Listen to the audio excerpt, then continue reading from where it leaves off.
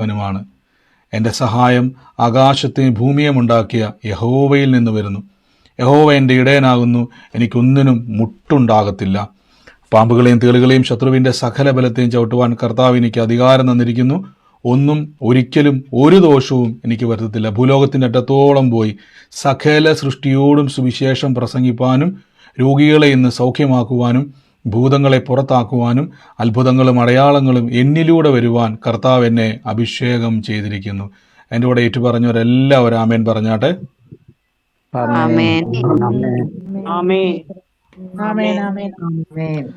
ആമേൻ.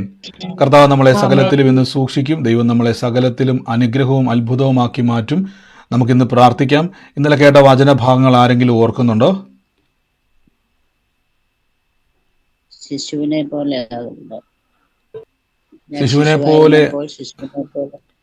സംസാരിച്ചു, ശിശുവിനെ പോലെ സംസാരിച്ചു, ശിശുവിനെ പോലെ ചിന്തിച്ച്, ശിശുവിനെ പോലെ വളരണം. പുരുഷനായ ശേഷമോ ഞാനത് ഓക്കെ, വചനം വേണ്ട. നിങ്ങൾക്ക് എന്താണ് നിങ്ങൾക്ക് അതിൽ നിന്ന് മനസ്സിലായത് എന്നുള്ളത് ആർക്കെങ്കിലും പറയാൻ പറ്റും? എന്താണ് നിങ്ങൾക്ക് മനസ്സിലായത്? അവകാശിയാണ്, അതുകൊണ്ട് ഞാൻ അവകാശിയാണ്. ചോദിക്കുക. അമ്മ, നിങ്ങൾ അവകാശിയാണ് അല്ലേ? നിങ്ങൾ അവകാശിയാണ്. അപ്പം ഇന്നലെ നമ്മൾ ആ കാര്യങ്ങളൊക്കെയും പറഞ്ഞു. നിങ്ങളുടെ മനസ്സിൽ നിന്ന് മാഞ്ഞു പോകല്. ദൈവസന്നിധിയിൽ ഒരു വിശ്വാസി നിൽക്കുന്നത് യാചകനായിട്ടല്ല, ദാസനായിട്ടല്ല, കർത്താവിൻ്റെ അവകാശിയായിട്ടാണ്. യേശു മുഖാന്തരമാണ് നമുക്ക് ഏറ്റവും വലിയ അനുഗ്രഹം ലഭിച്ചിരിക്കുന്നത്. ക്രിസ്തു ഇല്ലായിരുന്നുവെങ്കിൽ നമുക്കിത് ലഭിക്കുകയില്ല. ക്രിസ്തു യേശുവിലൂടെ നമുക്കത് ലഭിച്ചതുകൊണ്ട് ഞാൻ ദൈവത്തെ സ്തുതിക്കുന്നു. നമുക്കിന്നും പ്രാർത്ഥനയോടെ തന്നെ കർത്താവിൻ്റെ വചനങ്ങളെ കേട്ട് ദൈവസന്നിധിയിൽ നിന്ന് ബലപ്പെടാം. ദൈവം നമ്മളെ സകലവും അനുഗ്രഹമാക്കി മാറ്റുന്നല്ലോ. ഇന്നത്തെ അനുഗ്രഹത്തിനായി ഞാനൊരു വാക്യം ഒന്ന് വായിക്കാം. കർത്താവ് നമ്മളെ സകല കാര്യത്തിലും സൂക്ഷിക്കുന്നല്ലോ. ഇന്ന് വേഗത്തിൽ നിങ്ങൾ എക്സ്പ്ലെയിൻ ചെയ്യണം. ആർക്കെങ്കിലും ഒരു സാക്ഷ്യം പറയാനുണ്ടെങ്കിൽ, ഒരാൾ ഉണ്ടെങ്കിൽ ഒരു സാക്ഷ്യം ഒന്ന് പറഞ്ഞു. ചുരുക്കം വാക്കുകളിൽ ഒറ്റ സാക്ഷ്യം പറഞ്ഞു. പെട്ടെന്ന് പറഞ്ഞേക്കാം. രണ്ടാഴ്ച മുന്നേ 3 മാസം പ്രായമുള്ള കുഞ്ഞിന് വയറ്റിൽ നിന്ന് 2 ദിവസമായിട്ട് പോകുന്നില്ല. അവന് വയറ്റിൽ നിന്ന് മോഷൻ പാസ്സാവുന്നില്ല. കുറച്ച് അസ്വസ്ഥകളൊക്കെ പുറപ്പെടുവിച്ചു. പെട്ടെന്ന് ഞാനത് അറിഞ്ഞു. ഞാൻ ചെന്നു പ്രാർത്ഥിക്കാന്ന് പറഞ്ഞ് ഞാൻ കൈവച്ച് പ്രാർത്ഥിച്ചു 1 മണിക്കൂറിനകം അവന്റെ വയറ്റിൽ നിന്ന് മോഷൻ പാസ് ചെയ്തു. അവൻ വളരെ സൗഖ്യത്തോടെ ഇരുന്നു. ദൈവത്തിന്റെ സ്തുതി, സ്തോത്രം. ആമേൻ. കർത്താവ് ഇന്ന് ദൈവം എന്നോട് ഉപയോഗിച്ച കൃപയ്ക്ക് നന്ദി പറഞ്ഞ് നിങ്ങൾ അനേകർക്ക് വേണ്ടി പ്രാർത്ഥിക്കുക. യേശുവിന്റെ പ്രവൃത്തി നിങ്ങളുടെ ജീവിതത്തിൽ ഉണ്ടാകുവാൻ ഇടയായി തീരും. മറ്റാർക്കെങ്കിലും സാക്ഷ്യമുണ്ടോ? കഴിഞ്ഞ ദിവസം ഞാനൊരു സാക്ഷ്യം പറഞ്ഞിരുന്നു. ആ സെയിം തന്നെ, ജസ്റ്റ് അതായത് മഴ പെയ്യരുതെന്ന് ഞാൻ പറഞ്ഞു, മഴ പെയ്തില്ലെന്ന് പറഞ്ഞു. അതിന്റെ കൂടെ ഏറ്റവും രസകരമായിട്ടായിരുന്നു വെച്ചാൽ ഞാൻ പ്രത്യേകിച്ച് അന്ന് തിരക്കിനിടയ്ക്ക് ഞാൻ പറഞ്ഞില്ലെന്നേ ഉള്ളൂ.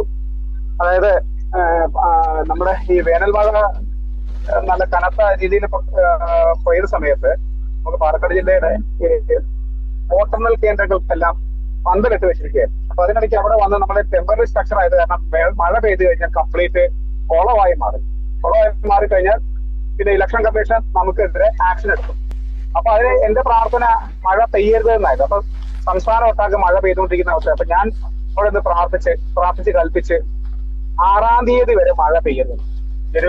June 4-ാണ് counting. 6-ാം തീയതി വരെ മഴ പെയ്തെന്ന് പറഞ്ഞ് കൽപ്പിച്ചു. പാലക്കാട് ദേശത്ത്, പാലക്കാട് മുനിസിപ്പാലിറ്റി പരിധിക്കകത്ത് പെയ്യരുതെന്ന് പറഞ്ഞു. എന്റെ ഭാര്യ അത് കേട്ട് നിങ്ങൾ ഇതിന് അങ്ങനെ കൽപ്പിക്കുകയും പ്രാർത്ഥിക്കുകയും ചെയ്യണമെന്ന് ചോദിച്ചു. ഞാൻ പറഞ്ഞത് എന്റെ ആവശ്യമില്ല, അത് ഞാൻ കൽപ്പിക്കുക, എന്റെ പിതാവ് അത് ചെയ്യുക. ഇന്നലെ വൈകുന്നേരം വരെ മഴ പെയ്തിട്ടില്ല. ഇന്ന് 6-ാം തീയതി ആയപ്പോൾ മഴ പെയ്തു തുടങ്ങി. കർത്താവ് പ്രാർത്ഥന കേട്ട് പ്രവർത്തിച്ചതിനോട് നന്ദി പറയും. ആമേൻ. നമ്മുടെ അധികാരങ്ങളെ പ്രാർത്ഥനയിൽ നിങ്ങൾ ഉപയോഗിക്കുക. കർത്താവിന്റെ പ്രവർത്തികളെ കാണുവാൻ നമുക്ക് ഇടയായിത്തീരും. നിങ്ങൾ ഇനിയും പ്രാർത്ഥിക്കുക. പ്രാർത്ഥനയിൽ അധികാരങ്ങളെ കർത്താവിന്റെ കൃപയിൽ നിങ്ങൾ ഉപയോഗിക്കുക. ഇന്നത്തെ അനുഗ്രഹത്തിനായി ഞാനൊരു വാക്യം ഒന്ന് വായിക്കാം. സദൃശവാക്യങ്ങൾ 3-ാം അധ്യായത്തിന്റെ 5-ാമത്തെ വാക്യമാണ്. വചനം ശ്രദ്ധിച്ചോണം. ഇന്നലെ നമ്മൾ അവകാശത്തെപ്പറ്റി കേട്ടു. ഇന്നലെ ഒത്തിരി കർത്താവിൻ്റെ കൃപയാൽ അവകാശിയായിട്ടുള്ള ആ ഒരു തിരിച്ചറിവിൽ പ്രാർത്ഥിച്ചവരുടെ ജീവിതത്തിൽ ദൈവം ചെയ്ത സാക്ഷ്യങ്ങളെപ്പറ്റി കേൾക്കുവാൻ ഇടയായി തീർന്നു. ഇന്ന് നമുക്ക് കർത്താവിലുള്ള ആശ്രയത്തെ പറ്റിയാണ്. ആശ്രയം എന്നുള്ളത് ഒത്തിരി തവണ നമ്മൾ പറഞ്ഞിട്ടുണ്ട്. ദൈവാശ്രയത്തെ പറ്റി എപ്പോഴും നമ്മൾ പറഞ്ഞുകൊണ്ടിരിക്കുന്നതാണ്. പക്ഷേ ദൈവാശ്രയം, ഒരു ബൈബിളിൽ വിശ്വസിക്കുന്ന ഒരു വ്യക്തി അറിഞ്ഞിരിക്കേണ്ട 2 കാര്യങ്ങളാണ്: വിശ്വാസവും ദൈവത്തിലുള്ള ആശ്രയവും. ഇതൊരു വ്യക്തി എപ്പോഴും അറിഞ്ഞിരിക്കണം. ഇവിടെ സദൃശവാക്യത്തിൽ ഇങ്ങനെ പറഞ്ഞിരിക്കുന്നത്, പൂർണ്ണ ഹൃദയത്തോടെ യഹോവയിൽ ആശ്രയിക്കുക. പൂർണ്ണ ഹൃദയത്തോടെ യഹോവയിൽ ആശ്രയിക്കുക.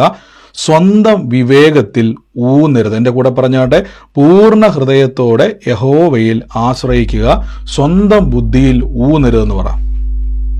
പൂർണ്ണ ഹൃദയത്തോടെ യഹോവയിൽ ആശ്രയിക്കുക, സ്വന്തം വിവേകത്തിൽ ഊന്നരുത്. അപ്പം നമുക്കിത് വായിക്കുന്ന സമയത്ത് നമ്മുടെ മനസ്സിലേക്ക് ഒരു ചിത്രം വരാൻ സാധ്യതയുണ്ട്. ഇതെന്തുവാ കർത്താവ് ഇങ്ങനെ പറഞ്ഞിരിക്കുന്നത്? കാരണം നമ്മൾ ചിന്തിക്കും, പൂർണ്ണ ഹൃദയത്തോടെ യഹോവയിൽ ആശ്രയിക്കുക, സ്വന്തം ബുദ്ധിയിൽ ആശ്രയിക്കരുത്, ഊന്നരുത്. എൻ്റെ അർത്ഥം ആശ്രയിക്കരുത്, യഹോവയിലായിരിക്കണം എൻ്റെ ആശ്രയം എന്ന് പറയാൻ കാരണം, ഞാൻ എപ്പോഴും നമ്മൾ ഉപയോഗിക്കുന്ന ഒരു വാക്കുണ്ട്, മനുഷ്യന്റെ ജ്ഞാനം ദൈവത്തിന് പോഷത്വ. ദൈവത്തിന്റെ ജ്ഞാനം മനുഷ്യന്റെ ബുദ്ധിയിൽ നോക്കിയാൽ മനുഷ്യർക്ക് അത് പോഷത്വമായി തോന്നും. അതുകൊണ്ടാണ് പ്രാകൃത മനുഷ്യൻ, കൊരിന്ത്യ ലേഖനം പറയുന്നു, പ്രാകൃത മനുഷ്യൻ ദൈവാത്മാവിന്റെ ഉപദേശം കൈക്കൊള്ളുന്നില്ല. കാര്യം അവൻ അത് കൈക്കൊള്ളാൻ കഴിയാത്തതിന്റെ കാരണം അതവന് പോഷത്വമായി തോന്നുന്നു, അവനത് അംഗീകരിക്കുവാൻ കഴിയത്തില്ല.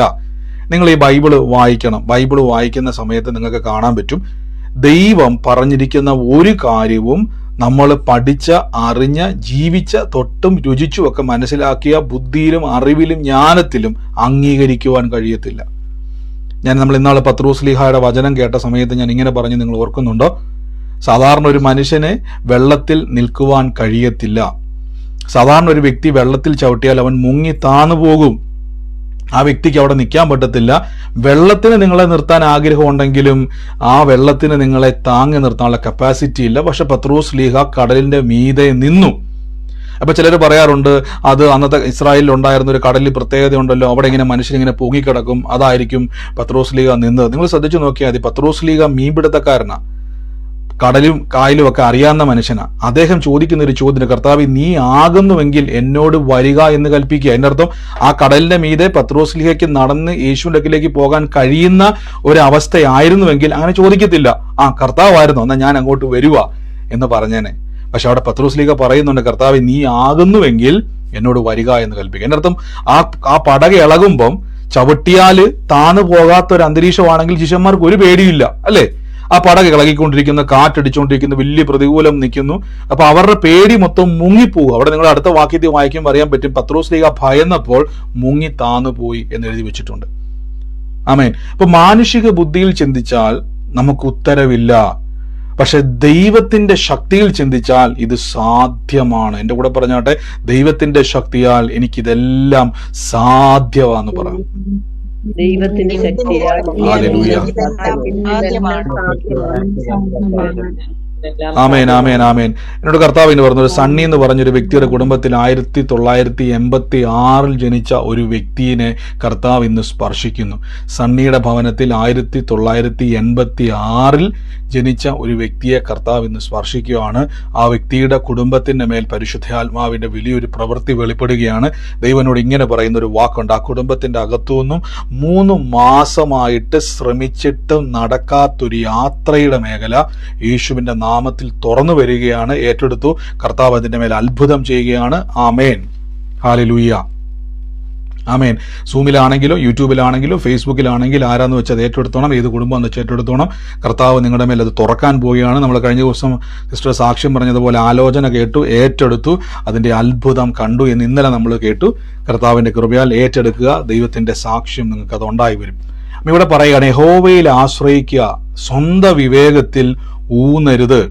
ഇവിടെ ദൈവാശ്രയം എന്ന വാക്കിന്റെ യഥാർത്ഥ അർത്ഥം യിരെമ്യാ പ്രവാചകന്റെ പുസ്തകത്തിൽ കുറച്ചും കൂടെ ആഴമായി ആ വാക്കിനെ പറയുന്നു. എനിക്ക് വലിയ ഇഷ്ടമുള്ളൊരു വാക്യമാണ്. ഇവിടെ ഇങ്ങനെ എഴുതിക്കുന്നത്, യിരെമ്യാവ് 17:7 പറയുന്നത്, യഹോവയിൽ ആശ്രയിക്കുകയും യഹോവ തന്നെ ആശ്രയമായിരിക്കുകയും ചെയ്യുന്ന മനുഷ്യൻ ഭാഗ്യവാൻ. അപ്പൊ യഹോവയിൽ ആശ്രയിക്കുക എന്ന് പറഞ്ഞാൽ യഹോവ തന്നെ എന്ന് പറഞ്ഞാൽ അവിടെ ഒന്നും കൂട്ടിച്ചേർക്കാൻ പറ്റത്തില്ല. ഇപ്പൊ നിങ്ങളോട് ഞാൻ പറയുകയാണ്, മുഴുവനായി എന്ന് പറയുന്നതും പകുതിയായി എന്ന് പറയുന്നതും വളരെ വ്യത്യാസമുള്ളൊരു വാക്കാ, അല്ലേ? ഇപ്പൊ നിങ്ങൾ പറയാം, അത് മുഴുവൻ എനിക്ക് വേണമെന്ന് പറയുന്നതും അത് പകുതി വേണമെന്ന് പറയുന്നതും അതിന്റെ അർത്ഥം എന്ന് പറഞ്ഞാൽ, മുഴുവൻ എന്ന് പറഞ്ഞാൽ കംപ്ലീറ്റ് ആയിട്ടും, പകുതി എന്ന് പറഞ്ഞാൽ കുറച്ചവിടെയുണ്ട്. നമ്മുടെ നാട്ടിലൊരു പഴഞ്ചൊല്ലുണ്ട്, താൻ പാതി ദൈവം പാതി. ഞാൻ പകുതി ചെയ്താൽ ബാക്കി ദൈവം ചെയ്തു, ഞാൻ പകുതി ചെയ്തില്ലെങ്കിൽ ബാക്കി ദൈവം ചെയ്യത്തില്ല, അല്ലെങ്കിൽ ദൈവം പകുതി ചെയ്യും, ഞാൻ ബാക്കിയും കൂടെ ചെയ്തോണം. ഈ പരിപാടിയല്ല വിശ്വാസ ജീവിതം. ദൈവത്തിൽ പൂർണ്ണമായും ആശ്രയിക്കുക എന്നുള്ളതാണ്. ആമേൻ. ദൈവത്തിന്റെ ഒരു പ്രത്യേകത ഞാൻ പറഞ്ഞു തരാം. എനിക്ക് ഓർക്കുന്നുണ്ട്, എൻ്റെ ഒരു സുഹൃത്ത് പറയാൻ പറ്റത്തില്ല, എനിക്കറിയാവുന്ന ഒരു സഹോദരനാണ്. അദ്ദേഹം എന്നെക്കാളും ഒക്കെ പ്രായമുള്ള മനുഷ്യനാണ്. എൻ്റെ ഒരു ചെറിയ പ്രായത്തിൽ എന്ന് പറഞ്ഞാൽ വലിയ പ്രായമല്ലല്ലോ, അദ്ദേഹം എന്നോട് പറഞ്ഞു, ഞാനൊരു മോട്ടിവേഷൻ ക്ലാസ്സിൽ പോയിട്ടുണ്ട്. ആ ക്ലാസ് കേട്ടാൽ നമ്മൾ ഒരു സിംഹത്തെ പോലെ പുറത്തിറങ്ങി വരും എന്നോട് പറഞ്ഞു. അപ്പോൾ അദ്ദേഹം ഇങ്ങനെ ഒരു മോട്ടിവേഷൻ ക്ലാസ്സിലൊക്കെ പോകുന്ന ഒരു മനുഷ്യനാണ്. അദ്ദേഹം ചെറിയ ബിസിനസ് ഒക്കെ ഉണ്ട്. അപ്പോൾ എന്നോട് പറഞ്ഞു, നിങ്ങളെപ്പോലെയുള്ള ചെറിയ പിള്ളേരൊക്കെ ഇത് കേട്ട് കഴിഞ്ഞാൽ അന്നത്തെ സമയത്തോണ്ട് പറയുകയാണ്, ഇത് ഭയങ്കരമായിട്ട് നിങ്ങളെ ശക്തീകരിക്കും. ഞാനൊരു മോട്ടിവേഷൻ ക്ലാസ്സിന് ഒന്നിനും എതിരല്ല. ഈ മോട്ടിവേഷൻ ക്ലാസ്സുകളൊക്കെ ഒരു പ്രത്യേകത പറയാം. നിങ്ങളുടെ അകത്തൊരു ടാലന്റ് ഉണ്ടെങ്കിൽ, നിങ്ങൾക്കൊരു കഴിവുണ്ടെങ്കിൽ, ഒരു മോട്ടിവേഷനെ കേട്ട് കഴിഞ്ഞാൽ നമുക്കത് ചെയ്യാൻ ഒരു പ്രാപ്തിയുണ്ട്. ഇപ്പം നിങ്ങൾക്കൊരു സ്കില്ലുണ്ട്, അത് ചെയ്യാനുള്ള എന്തെങ്കിലുമൊക്കെ ഒരു സ്കില്ല് നിങ്ങളുടെ അകത്തുണ്ടെങ്കിൽ ഒരു വ്യക്തി നിങ്ങളെ അങ്ങോട്ട് ബൂസ്റ്റ് ചെയ്യുക, നിങ്ങൾക്കത് പറ്റും, നിങ്ങളെ കൊണ്ട് ഇത് കഴിയും എന്നൊക്കെ ബൂസ്റ്റ് ചെയ്താൽ ഒരു സ്കില്ലുള്ള വ്യക്തിക്ക് എന്ത് ചെയ്യാൻ പറ്റും? കയറി വരും. ഇപ്പം 100 പേര് ഒരു മോട്ടിവേഷൻ ക്ലാസ് കേട്ടാൽ അതിനകത്ത് 10 പേര് രക്ഷപ്പെടുന്നതിന്റെ കാരണം ഓൾറെഡി അവർക്കകത്തൊരു സ്കില്ലുണ്ട്. അപ്പൊ അവരുടെ സ്കില്ലിനെ ഒന്ന് ബൂസ്റ്റ് ചെയ്യുമ്പോൾ തനിക്ക് ആ കഴിവുണ്ട്, തന്നെ കൊണ്ട് അത് പറ്റുമെന്നൊക്കെ പറയുമ്പോൾ അങ്ങനെ ഒരു കഴിവുള്ളവൻ എന്ത് ചെയ്യാൻ പറ്റും? കയറിപ്പോകാൻ പറ്റും. അങ്ങനെ കഴിവില്ലാത്തവന് സിംഹമാകാൻ കഴിയത്തില്ല. അപ്പൊ അദ്ദേഹം പല ക്ലാസ്സും അറ്റൻഡ് ചെയ്ത് പുള്ളി സിംഹമാകാൻ ശ്രമിക്കുന്നുണ്ട്, പുള്ളി പലരെയും സിംഹമാക്കാൻ നോക്കുന്നുണ്ട്. പക്ഷേ സിംഹം ചിലരാകും, സിംഹം ചിലരാകത്തില്ല. എൻ്റെ അർത്ഥം ചിലരുടെ അകത്തൊരു ടാലന്റ് ഉണ്ട്, ഞാൻ പറഞ്ഞതുപോലെ ഒരു സ്കില്ലുണ്ട്, അവർക്ക് പറ്റും. എന്നാൽ ദൈവം തെരഞ്ഞെടുത്ത ആൾക്കാരെ പറ്റി കൊരിന്ത്യ ലേഖനം പറയുന്നത്, ബലമുള്ളതിനെ ലജ്ജിപ്പാൻ ദൈവം ലോകത്തിൽ, ശ്രദ്ധിച്ചോണം, ലോകത്തിൽ ബലഹീനവും കുലഹീനവും നികൃഷ്ടവും ഏതുമില്ലാത്തതിനെ കർത്താവ് തെരഞ്ഞെടുത്തു. എന്റെ കൂടെ പറഞ്ഞാട്ടെ, ഒരു ഗുണവും ഇല്ലാത്തതിനെ കർത്താവ് തെരഞ്ഞെടുത്തു എന്ന് പറ. അതിൻ്റെ അകത്ത് നിങ്ങളുണ്ടോ? ഞാൻ ഈ പലരുടെയും ജീവിതത്തിൽ ഈ കർത്താവിന്റെ പ്രവൃത്തിയൊക്കെ കണ്ടു കഴിയുമ്പോൾ ഞാൻ അവരെയൊക്കെ ഇങ്ങനെ പലപ്പോഴും ഞാൻ ഈ ദൈവപ്രവൃത്തിയിലൂടെ പലരുടെയും ജീവിതം പഠിക്കുവാൻ ആഗ്രഹിക്കുന്ന ഒരു വ്യക്തിയാണ്. അപ്പം ഞാൻ കണ്ട ഒരു കാര്യം എന്ന് പറഞ്ഞാൽ, ഈ കൂടുതലും ആളുകളിൽ ദൈവപ്രവൃത്തി വെളിപ്പെടുന്നതിൻ്റെ പിന്നിലെ ഒരു കാരണം, എല്ലാ കാരണമല്ല, ചിലപ്പോൾ അത് എൻ്റെ എന്താ പറയുന്നത് ഒരു ചിന്തയായിരിക്കാം. പക്ഷേ ദൈവം, നമ്മളൊരു ജ്ഞാനിയാകാൻ ശ്രമിച്ചാൽ, എനിക്കൊരു കഴിവുണ്ട് എന്നൊരു ശ്രമം നമ്മുടെ അകത്തുണ്ടായി, ഞാനൊരു സംഭവമാണ്, എന്നെ കൊണ്ടത് കഴിയും, ഞാൻ അങ്ങനെയാണ് ഇങ്ങനെയാണ്, ഒരു ചിന്ത നമ്മുടെ അകത്തുണ്ടായാൽ ആ ചിന്ത നമ്മുടെ അനുഗ്രഹത്തെ തടസ്സം ചെയ്യുവാൻ ഒരു സാധ്യതയുണ്ട്. അപ്പം ബ്രദർ എന്തുവായി പറഞ്ഞു വരുന്നു വെച്ച് കഴിഞ്ഞാൽ, പത്രോസ്ലീഹ പറഞ്ഞൊരു വാക്ക് നിങ്ങൾക്ക് ഓർമ്മയുണ്ട്. പത്രോസ്ലീഹ ഇങ്ങനെ പറഞ്ഞു, കർത്താവേ, ആരെല്ലാം തള്ളി പറഞ്ഞാലും ആരെല്ലാം കൈവിട്ടാലും ഞാൻ കർത്താവിനെ എന്ത് ചെയ്യത്തില്ല, കൈവിടത്തില്ല. കർത്താവ് പറഞ്ഞു, നീ എന്നെ 3 വട്ടം എന്ത് ചെയ്യും? തള്ളിപ്പറയും. 3 വട്ടം എന്നെ തള്ളിപ്പറയും. എന്നെ കേൾക്കുന്ന ആരോടൊക്കെയോ പരിശുദ്ധാത്മാവ് പറയുകയാണ്, ഓടി മടുത്തു, കൂട്ടി നോക്കിയിട്ടും ഓടി തളർന്നു. എന്നാൽ വീടിൻ്റെ അകത്ത് നിൽക്കുന്ന സമയത്ത് മുഴുവനും പഴികൾക്കകത്താണ് നിൽക്കുന്നത്, പരിഹാസവും പഴികളും മാത്രമാണ്. തളർന്നോടെ ഞാൻ പറയും, ഇന്ന് നിങ്ങൾ എന്നെ കേൾക്കുന്നുവെങ്കിൽ ഇന്നു മുതൽ പറ, കർത്താവേ, ഞാൻ മടുത്തു, എന്നെ സഹായിപ്പാൻ അങ്ങ് എന്നോട് ഇറങ്ങി വരണമേ. ആമേൻ. ഇവിടെ വചനം പറയുകയാണ്, ജ്ഞാനികളെ ലജ്ജിപ്പാൻ ദൈവം ലോകത്തിൽ ഭോഷത്വമായതിനെയും തിരഞ്ഞെടുത്തു, ബലമുള്ളതിനെ ലജ്ജിപ്പാൻ ദൈവം ലോകത്തിൽ ബലഹീനവും കുലഹീനവും നികൃഷ്ടവും ഏതുമില്ലാത്തതിനെ തെരഞ്ഞെടുത്തു. പല ആൾക്കാരും പറയുന്നുണ്ട്, പത്രോസ്ലീഹായുടെ മധ്യസ്ഥതയിലും പൗലോസ്ലീഹായുടെ മധ്യസ്ഥതയിലും മറ്റു സ്ലീഹാമാരുടെ മധ്യസ്ഥതയിലും ഒക്കെ പ്രാർത്ഥിക്കുമ്പം കർത്താവിൻ്റെ പ്രവൃത്തി അവിടെ ഉണ്ടാകും എന്നോട് പറയുമ്പോൾ ഞാൻ പറയാറുണ്ട്, ഇവരെ പറ്റിയാണ് ബൈബിൾ പറഞ്ഞിരിക്കുന്നത്, നിങ്ങളെപ്പറ്റിയും എന്നെപ്പറ്റിയും ബൈബിൾ പറഞ്ഞിരിക്കുന്നത്. ദൈവം തെരഞ്ഞെടുത്തവർ ബലവാന്മാരല്ല, ദൈവം തെരഞ്ഞെടുത്തത് ലോകത്തിൽ ബലഹീനവും കുലഹീനവും നികൃഷ്ടവും ഏതുമില്ലാത്തവരെയാണ് കർത്താവ് തെരഞ്ഞെടുത്തത്. ഞാൻ പൗലോസ്ലീഹ പറഞ്ഞു, ഞാൻ പാപികളിൽ ഒന്നാമനെ നിണ്ണിയെന്നാണ് പറഞ്ഞത്. ആമേൻ. അപ്പൊ നിങ്ങൾ ശ്രദ്ധിച്ചോണം, ഇവിടെ ദൈവം തെരഞ്ഞെടുത്ത ഒരു കൂട്ടരാണ് ഇങ്ങനെയുള്ള ആൾക്കാർ. അപ്പൊ ഇങ്ങനെയുള്ള ഒരാൾക്ക് ജീവിക്കണമെങ്കിൽ മോട്ടിവേഷൻ ക്ലാസ് കൊണ്ട് പറ്റത്തില്ല. കാരണം ഇദ്ദേഹത്തെ സംബന്ധിച്ചിടത്തോളം ബലമില്ല, വചനം പറയുന്നു ജ്ഞാനമില്ല. ജ്ഞാനികളെ ലജ്ജിപ്പാൻ ദൈവം ആരെ തിരഞ്ഞെടുത്തു? ഭോഷന്മാരെ തിരഞ്ഞെടുത്തു. അപ്പൊ നിങ്ങൾ വലിയ ജ്ഞാനികളോ കഴിവുള്ളവരോ ഒന്നും അല്ലെന്ന് ബൈബിൾ പറയുന്നു. ബലമുള്ളവരല്ല, ബലഹീനരാണ്. ബൈബിൾ പറയുന്നു, ഉള്ളതിനെ ഇല്ലായ്മ ചെയ്യുവാൻ ദൈവം ലോകത്തിൽ കുലഹീനവും നികൃഷ്ടവും ഏതുമില്ലാത്തതിനെ തെരഞ്ഞെടുത്തു. 29-ാം വാക്യമാണ് ഏറ്റവും പ്രധാനപ്പെട്ടത്. ദൈവസന്നിധിയിൽ ഒരു ജഡവും പ്രശംസിക്കാതിരിക്കേണ്ടത്. 29 പറയുന്നു, ദൈവസന്നിധിയിൽ ഒരാളും പറയരുത്, കണ്ടോ എൻ്റെ മിടുക്കാണ്, എൻ്റെ കഴിവാണ്, എൻ്റെ പ്രാപ്തിയാണ്, ഞാൻ എന്തോ ആണ് എന്ന് ഒരാളും പറയാതിരിക്കുവാൻ ദൈവം അങ്ങനെയുള്ള നിങ്ങളെയും എന്നെയാണ് തെരഞ്ഞെടുത്തിരിക്കുന്നത്. എന്തിനാന്ന് ചോദിച്ചാൽ, ദൈവത്തിൽ തന്നെയാണ് എൻ്റെ ആശ്രയമെന്ന് ലോകത്തിൽ തെളിയിക്കുവാൻ. നിങ്ങൾക്ക് ദൈവത്തിന്റെ അനുഗ്രഹത്തിലും കർത്താവിന്റെ ശുശ്രൂഷയിലും ഒക്കെ ഉപയോഗിക്കപ്പെടണമെന്ന് ആഗ്രഹം ഉണ്ടെങ്കിൽ ഞാനൊരു മർമ്മം പറഞ്ഞു തരാം. കർത്താവിന് നിങ്ങളെ ഉപയോഗിക്കുവാൻ തക്കതായ രീതിയിൽ നിങ്ങൾ ഫ്ലെക്സിബിൾ ആകുക. എങ്ങനെ ഫ്ലെക്സിബിൾ ആകുക എന്ന് പറഞ്ഞാൽ കർത്താവിന് വേണ്ടി എന്തും ചെയ്യുവാൻ റെഡിയാണ്. ഇപ്പം ഞാൻ വിശ്വാസ ജീവിതത്തിൽ വന്ന സമയത്ത് ഞാൻ ഓർക്കുന്നുണ്ട്, ഞാനിങ്ങനെ ആദ്യ സമയത്തൊക്കെ ഇങ്ങനെ പ്രാർത്ഥനയിലൊക്കെ പങ്കുചേർന്നു. എവിടെയൊക്കെ പ്രാർത്ഥനയുണ്ട് അവിടെ എല്ലാം പോയി കൂട്ടായ്മ ആചരിച്ച് ഞാൻ ഇപ്പോഴും ഓർക്കുന്നുണ്ട്. ഇന്ന് ഞാൻ തിരിഞ്ഞു നോക്കുമ്പോൾ ആലോചിക്കും, വലിയ പ്രശ്നങ്ങൾ എൻ്റെ തലയ്ക്ക് മീതെ നിൽക്കുമ്പോൾ ഞാനത് അറിഞ്ഞില്ല. കാരണം കൂട്ടായ്മയിലൊക്കെ പോയിരുന്ന് വചനവും കേട്ട് ഇങ്ങനെ ദൈവത്തെയൊക്കെ സ്തുതിച്ച് ആരാധിച്ചിരിക്കുക. എൻ്റെ പല സുഹൃത്തുക്കളും എന്നെ കൈവിട്ടു. കാരണം അതുവരെ ഞാൻ അവരുടെ കൂടെ ഇരുന്നുകൊണ്ട് അങ്ങനെ ഒരു ലൈഫ് സ്റ്റൈലിൽ ലോകപ്രകാരം ജീവിച്ചപ്പോൾ ഒരു ദിവസം യേശുവിനെ അറിഞ്ഞു, കർത്താവിൻ്റെ വഴിയിൽ വന്നു, കർത്താവിലേക്ക് ചേർന്നു, രക്ഷിക്കപ്പെട്ടു. അന്നു മുതൽ എനിക്ക് വലിയൊരു സമാധാനം ഉണ്ടായി. അപ്പം ഈ സമാധാനം കിട്ടിയ സ്ഥലത്തേക്ക് ഞാൻ കൂടുതൽ പോകാൻ തുടങ്ങി. അപ്പം എനിക്ക് സമാധാനം കിട്ടിയത് കർത്താവിൻ്റെ വചനം കേട്ടതുകൊണ്ടും കൂട്ടായ്മ ആചരിച്ചുകൊണ്ടും പ്രാർത്ഥന, അപ്പം ഇതിലോട്ട് എൻ്റെ അട്രാക്ഷൻ ഉണ്ടാകാൻ തുടങ്ങി. അപ്പം അങ്ങനെ വന്ന സമയത്ത് എനിക്ക് മനസ്സിലായി, ഈ സുവിശേഷം ആളുകളെ മാറ്റും. സുവിശേഷമാണ് എല്ലാ മനുഷ്യന്റെയും ജീവിതത്തെ, എൻ്റെ ജീവിതം മാറ്റിമറിച്ചത് കൊണ്ട് എനിക്ക് ഉറപ്പായിട്ടും പറയാൻ പറ്റും, നിങ്ങളെയും യേശു അത്ഭുതമാക്കും. നിങ്ങളുടെ അവസ്ഥകളെ കർത്താവ് മാറ്റും. അപ്പൊ എനിക്കിത് കൂടുതൽ അറിയുവാൻ ഒരു വാഞ്ചയുണ്ടായി. എനിക്കിത് എങ്ങനെയും ആളുകളുടെ ഇടയിലേക്ക് എത്തിക്കാൻ ഒരു ആഗ്രഹം ഉണ്ടായി. അതിന് പ്രസംഗിക്കുക മാത്രമല്ല, സുവിശേഷം പ്രസംഗിക്കുന്നത് മാത്രമല്ല ഒരു വഴി. അതിനുവേണ്ടിയുള്ള എല്ലാ കാര്യങ്ങളും, ഇപ്പം നോട്ടീസ് കൊടുക്കാനാണോ, എന്തെങ്കിലും പാട്ട് പാടാനോ, കസേര എടുത്ത് തരാൻ വേണ്ടിയാണോ, ഒരാളെ ഒന്ന് കൈ കൊടുത്ത് കയറ്റിയിരുത്താൻ വേണ്ടിയാണോ, എല്ലാം ശുശ്രൂഷയാണെന്ന് എനിക്ക് മനസ്സിലായി.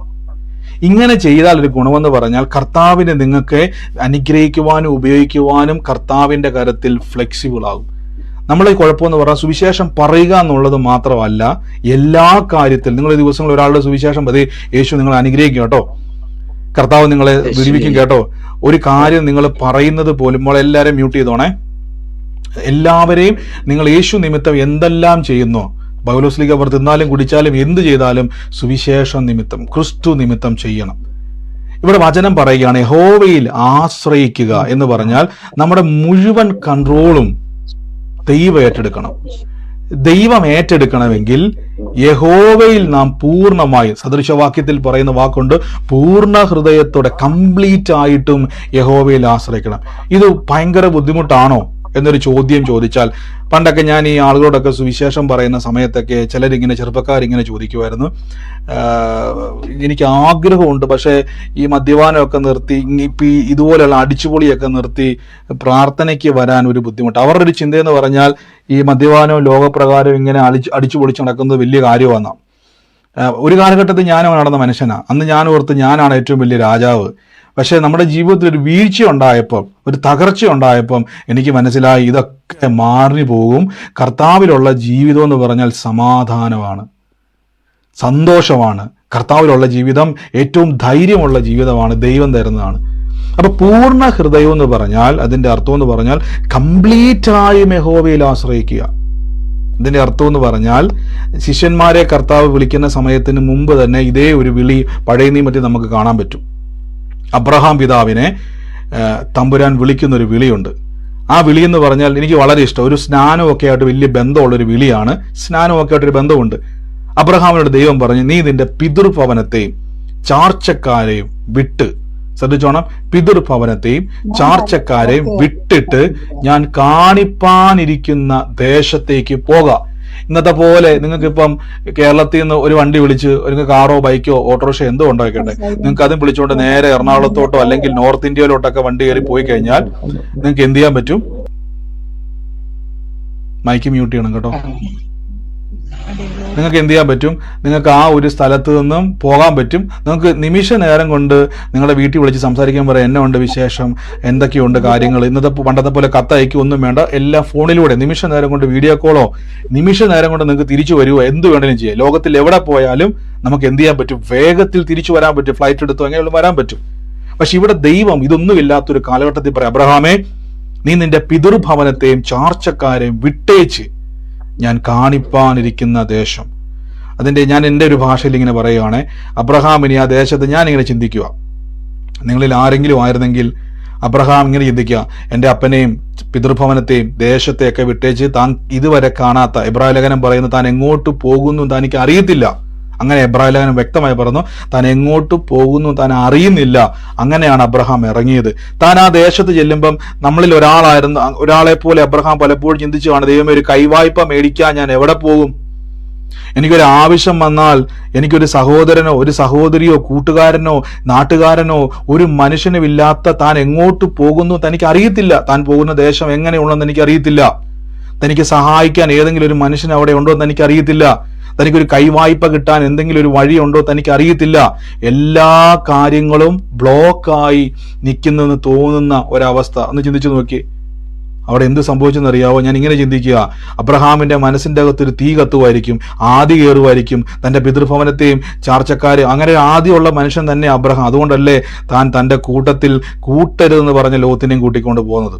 ആദ്യമുള്ള മനുഷ്യനാണ്. ആമേൻ. എന്നാൽ ദൈവത്തിന്റെ ആഗ്രഹം എന്ന് പറഞ്ഞാൽ, ഞാൻ ഇന്നലെ നമ്മൾ കഴിഞ്ഞ ദിവസം പറഞ്ഞു, പത്രോസെ നീ രണ്ടും കൽപ്പിച്ച വെള്ളത്തിലോട്ട് ഇറങ്ങുക എന്നുള്ളതാ. അപ്പൊ ബ്രദറെ, ഇറങ്ങിയാൽ എന്നാ കാണാൻ പറ്റും? കർത്താവിന്റെ കരത്തിൽ നിൽക്കുന്നത് കാണാൻ പറ്റും. എന്റെ കൂടെ ആമേൻ പറഞ്ഞേ. ദൈവത്തിൽ പൂർണ്ണമായും ആശ്രയിക്കുന്ന ഒരു വ്യക്തിക്ക് കർത്താവിന്റെ കരത്തിന്റെ വലയം കാണാൻ പറ്റും.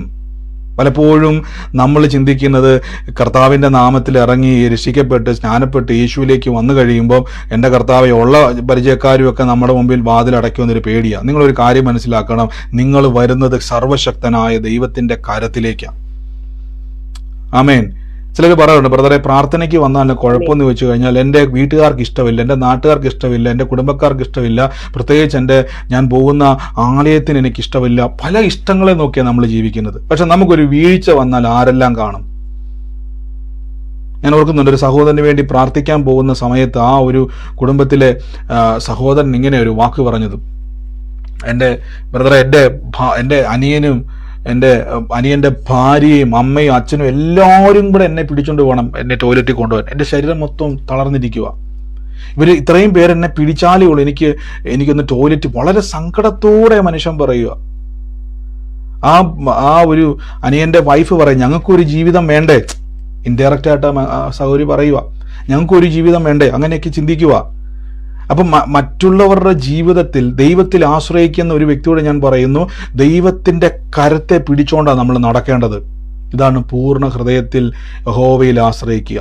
നിങ്ങൾ ആദ്യം മനസ്സിലാക്കണം, നമ്മൾ കഴിവുള്ളവരൊന്നുമല്ല, നമ്മൾ ബലമുള്ളവരല്ല, നമ്മൾ ലോകത്തിലെ വലിയ സംഭവമൊന്നുമല്ല.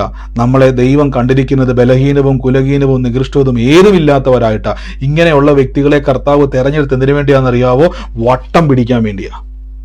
അങ്ങനെ വട്ടം പിടിച്ച് തന്നെ പൊക്കിക്കൊണ്ട് നടക്കാൻ വേണ്ടിയാണ് കർത്താവ് എന്നെ അങ്ങനെ തെരഞ്ഞെടുത്തിരിക്കുന്നത്. കഴിവുള്ളവനെ വിളിച്ചാൽ അവൻ പറയും, കർത്താവ് ഒന്നുമല്ല, ദൈവമൊന്നുമല്ല, എൻ്റെ ആ കഴിവുള്ളത് കൊണ്ടല്ലേ ദൈവം എന്നെ അനുഗ്രഹിച്ചത്. കണ്ടോ, അപ്പൊ പകുതി അവൻ കൊണ്ടുപോയി.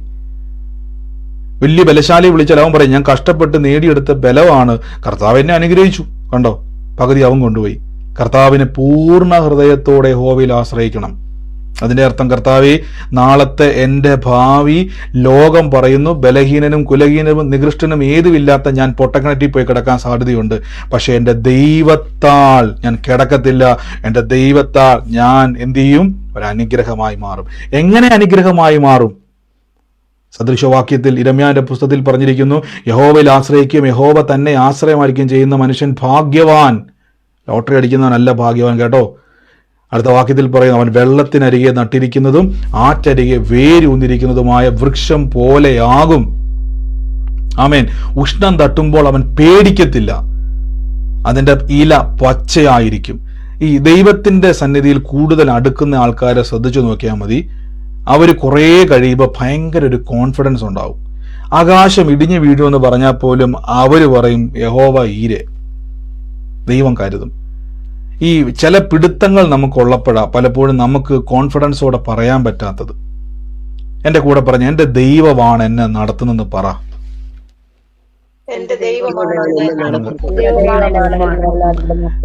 എന്റെ സാലറി അല്ല എന്നെ നടത്തുന്നത്, എന്റെ ആരോഗ്യം, എന്റെ ബലവോ ഞാൻ കഴിച്ച ആഹാരമോ അല്ല എന്നെ നടത്തുന്നത്, എന്റെ ദൈവമാണ് എന്നെ. ഈ ഒരു ഉറപ്പിലേക്ക് നമ്മൾ കയറി വരണം. അല്ലെ എന്നെ കുഴപ്പമെന്നറിയാവോ? അല്ലേ സംഭവിക്കുന്നത്, നമ്മൾ ഓർക്കും ഇതൊക്കെ ഉള്ളത് കൊണ്ടാണ് ഞാൻ നിൽക്കുന്നെന്ന്.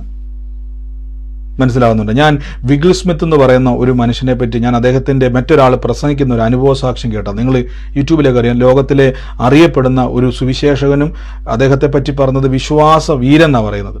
അദ്ദേഹത്തിൻ്റെ ഒരു അനുഭവ സാക്ഷ്യം മറ്റൊരു ദൈവദാസൻ പറഞ്ഞ് ഞാൻ കേട്ടുള്ള, ഒരു ദിവസം വലിയൊരു കൺവെൻഷൻ നടന്നുകൊണ്ടിരിക്കുക, വലിയൊരു ക്രൂസൈഡ് നടന്നുകൊണ്ടിരിക്കുക, ഭയങ്കരമായ ജനപ്പെരുപ്പ്. അദ്ദേഹത്തിൻ്റെ ഒക്കെ ഒരു പ്രയർ എന്ന് പറഞ്ഞാൽ ലക്ഷക്കണക്കിന് ആൾക്കാർ കൂടുന്ന പ്രാർത്ഥനയാണ്.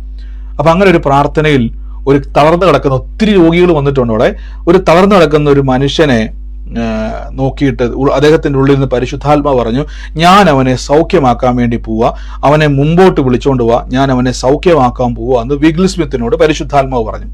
ഇദ്ദേഹം എന്ത് ചെയ്യുന്നു വെച്ച് കഴിഞ്ഞാൽ ഒന്നും നോക്കിയില്ല. ഇതാണ് ദൈവത്തിൽ ആശ്രയിക്കുന്നതിന്റെ പ്രത്യേകത ഞാൻ പറയാം. അദ്ദേഹം ഒന്നും നോക്കിയില്ല. ആ തളർന്നു നിൽക്കുന്ന മനുഷ്യനോട് പറഞ്ഞു, 4 പേരോട് പറഞ്ഞു, അവനെ ഇങ്ങനെ പൊക്കിക്കൊണ്ട് വരാൻ പറഞ്ഞു. കിടക്കുക പുള്ളിനെ. നമ്മുടെ ബൈബിളിൽ കാണുന്ന പോലെ തന്നെ തളർവാദ രോഗിയെ ചുമന്നുകൊണ്ട് വന്നതുപോലെ ഇയാളെ ചുമന്നുകൊണ്ട് വരിക. ഇങ്ങനെ ചുമന്നുകൊണ്ട് വന്നുകൊണ്ടിരിക്കുന്ന ഈ മനുഷ്യനെ ഇദ്ദേഹം പറഞ്ഞു, യേശുവിന്റെ നാമത്തിൽ ഇപ്പോൾ നിന്റെ മേൽ കർത്താവ് സൗഖ്യത്തെ കൊണ്ടുവരുക എന്ന് പറഞ്ഞു. ആ 4 പേരോട് പറഞ്ഞു കൈവിടാൻ പറഞ്ഞു. ഇവർ യേശുവിന്റെ നാമത്തിൽ എല്ലാവരും കൈയടിക്കുന്നു, ആമേൻ പറയുന്നു, ഹല്ലേലൂയ പറയുന്നു, ഭയങ്കര ആർപ്പോടെ ഇവരങ്ങ് കൈവിട്ട ഉടനെ ഈ മനുഷ്യൻ നിലത്തടിച്ച് താഴെ വീണു. ഒന്ന് ആലോചിച്ച് നോക്കി, അത്രയും ജനങ്ങൾ അവിടെ കണ്ടുകൊണ്ട് നിൽക്കുന്നു, വലിയ ജനപ്പെരുപ്പ് അവിടെയുണ്ട്, ആയിരക്കണക്കിന് ആൾക്കാർ കാണുന്നുണ്ട്. ഇത്രയും വലിയ ഒരു സ്ഥലത്ത് നിന്നുകൊണ്ട് ഈ മനുഷ്യൻ എന്ത് ചെയ്തു? ഇത് താഴെ പോയി. പക്ഷെ ഞാൻ പറഞ്ഞല്ലോ, വിഗിൾ സ്മിത്തിന്റെ ഒരു പ്രത്യേകത, അദ്ദേഹം ദൈവത്തെ മൈൻഡ് ചെയ്യുന്നയാളാണ്. വലിയ ആർപ്പോടെ ഇരുന്ന ജനത്തിൻ്റെ അകത്ത് പെട്ടെന്ന് അവരുടെ ഉള്ളിൽ പെട്ടെന്നൊരു ടെൻഷൻ. കാരണം അവരൊട്ടും പ്രതീക്ഷിക്കാത്ത ഒരു സംഭവം അവിടെ ഉണ്ടായി. മറ്റൊന്നുമല്ല, ഒരിക്കലും പ്രതീക്ഷിക്കാത്ത ഒരു സംഭവം അവിടെ ഉണ്ടായി. ഈ മനുഷ്യൻ താഴെ വീണു. വിഗിൾ സ്മിത്ത് പറഞ്ഞു, വീണ്ടും എണീപ്പിക്കാൻ പറഞ്ഞു. അങ്ങനെ 3 പ്രാവശ്യം ചെയ്തു. ഈ മനുഷ്യൻ 3 പ്രാവശ്യവും താഴെ വീണു. നിങ്ങൾക്കറിയാവോ, ആദ്യമായിട്ടൊക്കെ പ്രാർത്ഥനയ്ക്ക് വന്ന ആൾക്കാർ പയ്യെ ബഹളം വെക്കാൻ തുടങ്ങി. ഭയങ്കര വലിയ ഒച്ചപ്പാട് തുടങ്ങി. ഇതെന്ത് പരിപാടിയാ, മേലാത്ത മനുഷ്യനല്ലേ, അങ്ങനെയാണ് ഇങ്ങനെയാണ്, അങ്ങനെ ഭയങ്കര വലിയ ആളുകൾ ഇളകാൻ തുടങ്ങി. പകുതി ആൾക്കാർ ആമേൻ പറഞ്ഞ ആൾക്കാർ സൈലൻ്റായി. ആൾക്കാരകത്ത് ഭയം കയറാൻ തുടങ്ങി. പ്രശ്നമാകുമല്ലോ എന്നുള്ള ചിന്ത വന്നു, പേടി വന്നു, ഒത്തിരി സംഭവം വന്നു. പക്ഷെ വിഗിൾ സ്മിത്ത് സ്റ്റഡി ആയിട്ട് നിൽക്കുക. ഈ ആൾക്കാർ ബഹളം വെച്ചപ്പം വിഗിൾ സ്മിത്ത് പറഞ്ഞു, 4-ാം പ്രാവശ്യവും പറഞ്ഞു അവനെ കൊണ്ടുവരാൻ പറഞ്ഞു. അപ്പൊ കൊണ്ടുവരുന്നവർ ആ ധൈര്യം ഒന്ന് ആലോചിച്ച് നോക്കി. അവർ ചിലപ്പോൾ വിറയ്ക്കാൻ തുടങ്ങി കാണും. അവർ ഓർത്ത് കാണും, ദൈവമേ ഇവിടുന്ന് അടി കൊണ്ട് പോകേണ്ടി വരുമായിരിക്കും. വിഗിൾ സ്മിത്ത് പറഞ്ഞു, എന്നോട് കർത്താവാ പറഞ്ഞത്. എൻ്റെ കൂടെ പറഞ്ഞാട്ടെ, കർത്താവ് പറഞ്ഞാൽ അങ്ങനെ തന്നെ സംഭവിക്കുന്നു പറ. നിങ്ങൾക്കറിയാം, 4-ാം പ്രാവശ്യം വിഗിൾ സ്മിത്ത് പറഞ്ഞു, 4-ാം പ്രാവശ്യം വിഗിൾ സ്മിത്ത് പറഞ്ഞു, നീ ഇവിടുന്ന് സൗഖ്യമായിട്ടേ പോകത്തുള്ളൂ, കാരണം ദൈവമാണ് എന്നോട് പറഞ്ഞിരിക്കുന്നത്. 4-ാം പ്രാവശ്യം അവരോട് പറഞ്ഞു വിടാൻ പറഞ്ഞു. 4-ാം പ്രാവശ്യം അവർ വിട്ട സമയത്ത് അവൻ സ്റ്റഡി ആയിട്ട് നിന്നു. ആമേൻ. 3-ാം പ്രാവശ്യം വേണമെങ്കിൽ വിഗിൾ സ്മിത്തിന് എന്ത് ചെയ്യായിരുന്നു? അവിടുന്ന് പരിപാടി നിർത്തായിരുന്നു. 1-ാം പ്രാവശ്യം അവൻ സൗഖ്യമാകാഞ്ഞപ്പോൾ വിഗിൾ സ്മിത്തിന് എന്ത് ചെയ്യായിരുന്നു? പെട്ടെന്ന് പ്രാർത്ഥിച്ച് ക്ലോസ് ചെയ്യായിരുന്നു, അങ്ങോട്ട് മാറ്റിയിടാൻ പറഞ്ഞ് ശ്രദ്ധ മാറ്റിയാൽ മതിയായിരുന്നു. പക്ഷേ വിഗിൾ സ്മിത്തിന് ഒരു കാര്യം അറിയാം, ദൈവത്തിൽ ആശ്രയിക്കുന്നവനെ തകർക്കുവാൻ ദൈവത്തിന് പദ്ധതിയില്ല. ദൈവത്തിൽ ആശ്രയിക്കുന്നവനെ ലജ്ജിപ്പിക്കുവാൻ ദൈവത്തിന് പദ്ധതിയില്ല. ദൈവത്തിൽ ആശ്രയിക്കുന്നവനെ ആറ്റരികെ വേരൂന്നിയതും വൃക്ഷം പോലെ ആക്കാനാ ദൈവത്തിന്റെ പ്ലാൻ. ഉഷ്ണം തട്ടുമ്പോൾ അത് പേടിക്കത്തില്ല. എപ്പോഴും ഓർത്തോണം, ദൈവത്തിന്റെ ആഗ്രഹം നിങ്ങൾ പൂർണ്ണമായും ദൈവത്തിൽ ആശ്രയിക്കണം. ഇതുകൊണ്ടാണ് പലപ്പോഴും ഈ സ്നാനം എന്നുള്ള കാര്യം വെച്ചിരിക്കുന്നത് തന്നെ. നിങ്ങൾ കർത്താവിന്റെ ശിഷ്യന്മാരെ നിങ്ങൾ ശ്രദ്ധിച്ചു നോക്കി. കർത്താവ് വിളിക്കുമ്പോൾ, ഞാനത് ഒരിക്കൽ പറഞ്ഞിട്ടുള്ളതുകൊണ്ട് റിപ്പീറ്റ് അത് ഒത്തിരി എക്സ്പ്ലെയിൻ ചെയ്യുന്നില്ല. ശിഷ്യന്മാരെ കർത്താവ് വിളിക്കുന്ന വിളി നോക്കിയാൽ മതി. കർത്താവിന് വേണമെങ്കിൽ പത്രോസ്ലീഹിനെ പാർട്ട് ടൈം ആയിട്ട് വിളിക്കായിരുന്നു, അല്ലേ? കാര്യം ആ സമയത്ത് യഥാർത്ഥത്തിൽ യേശു ക്രിസ്തുവിന് പറയാം, പത്രോസേ നമുക്ക് കഴിഞ്ഞ രാവിലെ നീ നൈറ്റ് പൊക്കോ, നീ അതായത് മീൻ പിടിക്കാൻ രാത്രി പൊക്കോ, പകലൊരു ഉച്ച വരെ എൻ്റെ കൂടെ വേലയ്ക്ക് വാ. കർത്താവ് പറഞ്ഞു വന്നത്, നീ നിന്റെ വള്ളവും വലയൊക്കെ വിട്ടേച്ചു വാ. പത്രോസ്ലീഹ മിടുക്കാണ്, ഞാൻ എപ്പോഴും പറയുന്നുണ്ട്, ഭയങ്കര ഇഷ്ടമാണ്. അദ്ദേഹം പറഞ്ഞു, കർത്താവ് എല്ലാം വിട്ടേച്ച് അങ്ങയുടെ പുറകെ വന്നാൽ എന്നാ കിട്ടും? ചോദ്യം കണ്ടോ? എന്നാ കിട്ടും ചോദിക്കുന്നു. കർത്താവ് പറഞ്ഞു എല്ലാം വിട്ടേച്ചു വാ. പത്രോസ്ലീഹ ചോദിക്കുന്നത് എന്നാ കിട്ടും? ഇതിന്റെ നടുവിലൊരു വാക്കുണ്ട്, ദൈവാശ്രയം. ശ്രദ്ധിച്ചോണം, പത്രോസ്ലീഹ് കാണാൻ പറ്റാത്തൊരു കാര്യം അവിടെ ഉണ്ട്, ദൈവാശ്രയം. നിന്റെ വള്ളത്തെക്കാളും വലയേക്കാളും വലിയൊരു പരിപാടിയുണ്ട്. എന്നിൽ ആശ്രയിച്ചാൽ നീ ലജ്ജിച്ചു പോകത്തില്ല. ഇതൊന്ന് ലോകത്തിന് കാണിക്കണം, യേശുവിന് ലോകത്തിന് ഇതൊന്ന് വെളിപ്പെടുത്തണം. പത്രോസ്ലീഹായിനെ ആറ്റരികത്ത് നട്ടിരിക്കുന്ന ഒരു വൃക്ഷം പോലെ ആക്കണമെന്ന് കർത്താവിന് ലോകത്തിൽ വെളിപ്പെടുത്തണമെങ്കിൽ ഈ വള്ളവും വലയും ഒന്ന് കളയണം. നാളെ പത്രോസ്ലീഹായ്ക്ക് അനുഗ്രഹം കിട്ടിയാൽ ആരെങ്കിലും പറയും, കൊണ്ട് അവൻ ഭയങ്കര മീൻപിടുത്തക്കാരനാ, എല്ലാവരും എനിക്കറിയാം, പുള്ളി മിടുക്കനാ. രാത്രി മൊത്തം മീൻ പിടിച്ചുകൊണ്ട് ആ കാശ് കൊണ്ട് വീട് മേടിച്ചു. അനുഗ്രഹിക്കപ്പെട്ടെന്ന് പറയുമ്പം പത്രോസ്ലീഹായുടെ അധ്വാനത്തിലേക്ക് പകുതി പോകും. പക്ഷെ ഇന്ന് പത്രോസ്ലീഹായുടെ നാട്ടിൽ നമ്മൾ ചെന്ന് കഴിഞ്ഞാൽ നാട്ടുകാർ പറയും, നിങ്ങളൊരു അഡ്രസ്സ് അപ്പി ചെല്ലൂ, അതേ ആ തോൽക്കൊല്ലക്കാരനായ ഷീമോന്റെ വീട്ടിൽ ഷീമോൻ എന്ന് മറുപേരുള്ള ഒരു പത്രോസ് എന്ന് മറുപേരുള്ള ഷീമോൻ ഉണ്ടല്ലോ, ആ പുള്ളി എന്ത് ചെയ്യുന്നു ചോദിച്ചാൽ അവർ പറയും മിണ്ടരുത്. കാരണം ഇന്ന് അദ്ദേഹം മീൻപിടുത്തക്കാരനല്ല, നിഴലടിച്ചാൽ പോലും രോഗിയെ സൗഖ്യമാക്കുന്ന, മരിച്ചവരെ പോലും ഉയർപ്പിക്കുന്ന, 3000 പേരെ ഒറ്റ പ്രസംഗത്തിൽ യേശുവിലേക്ക് കൊണ്ടുവരുവാൻ ശക്തിയുള്ള, ഭൂതങ്ങളെ ഓടിക്കുന്ന സർവശക്തനായ ദൈവത്തിന്റെ വേലക്കാരനാക്കി ദൈവം അവനെ മാറ്റി. ആമേൻ. ഇതാണ് ദൈവാശ്രയം. കർത്താവിൽ ആശ്രയിച്ചാൽ ദൈവം നിങ്ങളെ ആള് മാറിയവരെ പോലെയാക്കും. ഞാൻ പറഞ്ഞില്ലേ, തുടക്കത്തിൽ ഞാൻ പറഞ്ഞില്ലേ, ഈ മോട്ടിവേഷൻ ക്ലാസ്സുകളുടെയൊക്കെ പ്രത്യേകത സ്കില്ലുള്ളവന് ഗുണവാ. കഴിവുള്ളവൻ, ഏതെങ്കിലുമൊക്കെ ഒരു കഴിവുള്ളവന് മോട്ടിവേറ്റ് ചെയ്തെടുത്താൽ നിനക്ക് പറ്റും, നിന്നെ കൊണ്ട് അത് സാധിക്കും എന്നൊക്കെ പറഞ്ഞാൽ ആ വ്യക്തി ഈസി ആയിട്ട് കയറി വരും. കാര്യം ഓൾറെഡി അവനൊരു സ്കില്ലുണ്ട്. ചിലപ്പോൾ കണ്ടില്ല, ചിലർ നന്നായിട്ട് പടം വരയ്ക്കുന്നവരുണ്ട്, നന്നായിട്ട് ചില മെക്കാനിക്കൽ ഫീൽഡ് ചെയ്യുന്നവർ, ചിലർക്ക് നന്നായിട്ട് ബിസിനസ് വഴങ്ങുന്നവരുണ്ട്. അപ്പൊ അങ്ങനെയൊക്കെ ഉള്ളവരെ ഒന്ന് മോട്ടിവേറ്റ് ചെയ്ത് വിട്ടാൽ അവർ വേഗത്തിൽ ചാർജ് ആവും. പക്ഷെ ഇത് ഒരു കഴിവുമില്ലാത്ത ഒരാളെ എങ്ങനെ മോട്ടിവേറ്റ് ചെയ്യാനാ? എന്നാൽ കർത്താവ് കണ്ടത് നിങ്ങളെ എന്നെയാ, ഞാനും നിങ്ങളുമൊക്കെ അതിൻ്റെ അകത്തുണ്ട്. അതുകൊണ്ടാണ് ഞാൻ ഇന്ന് നിങ്ങളോട് സുവിശേഷം പറയുമ്പോൾ നിങ്ങളെക്കാൾ ബലഹീനനും നികൃഷ്ടനും ഏതുമില്ലാത്തവനുമായി കർത്താവ് എന്നെ കണ്ടു. ആമേൻ. അതിൻ്റെ താഴെ നിങ്ങളും വരത്തുള്ളൂ, ശക്തിയിലല്ല ബലഹീനതയിൽ.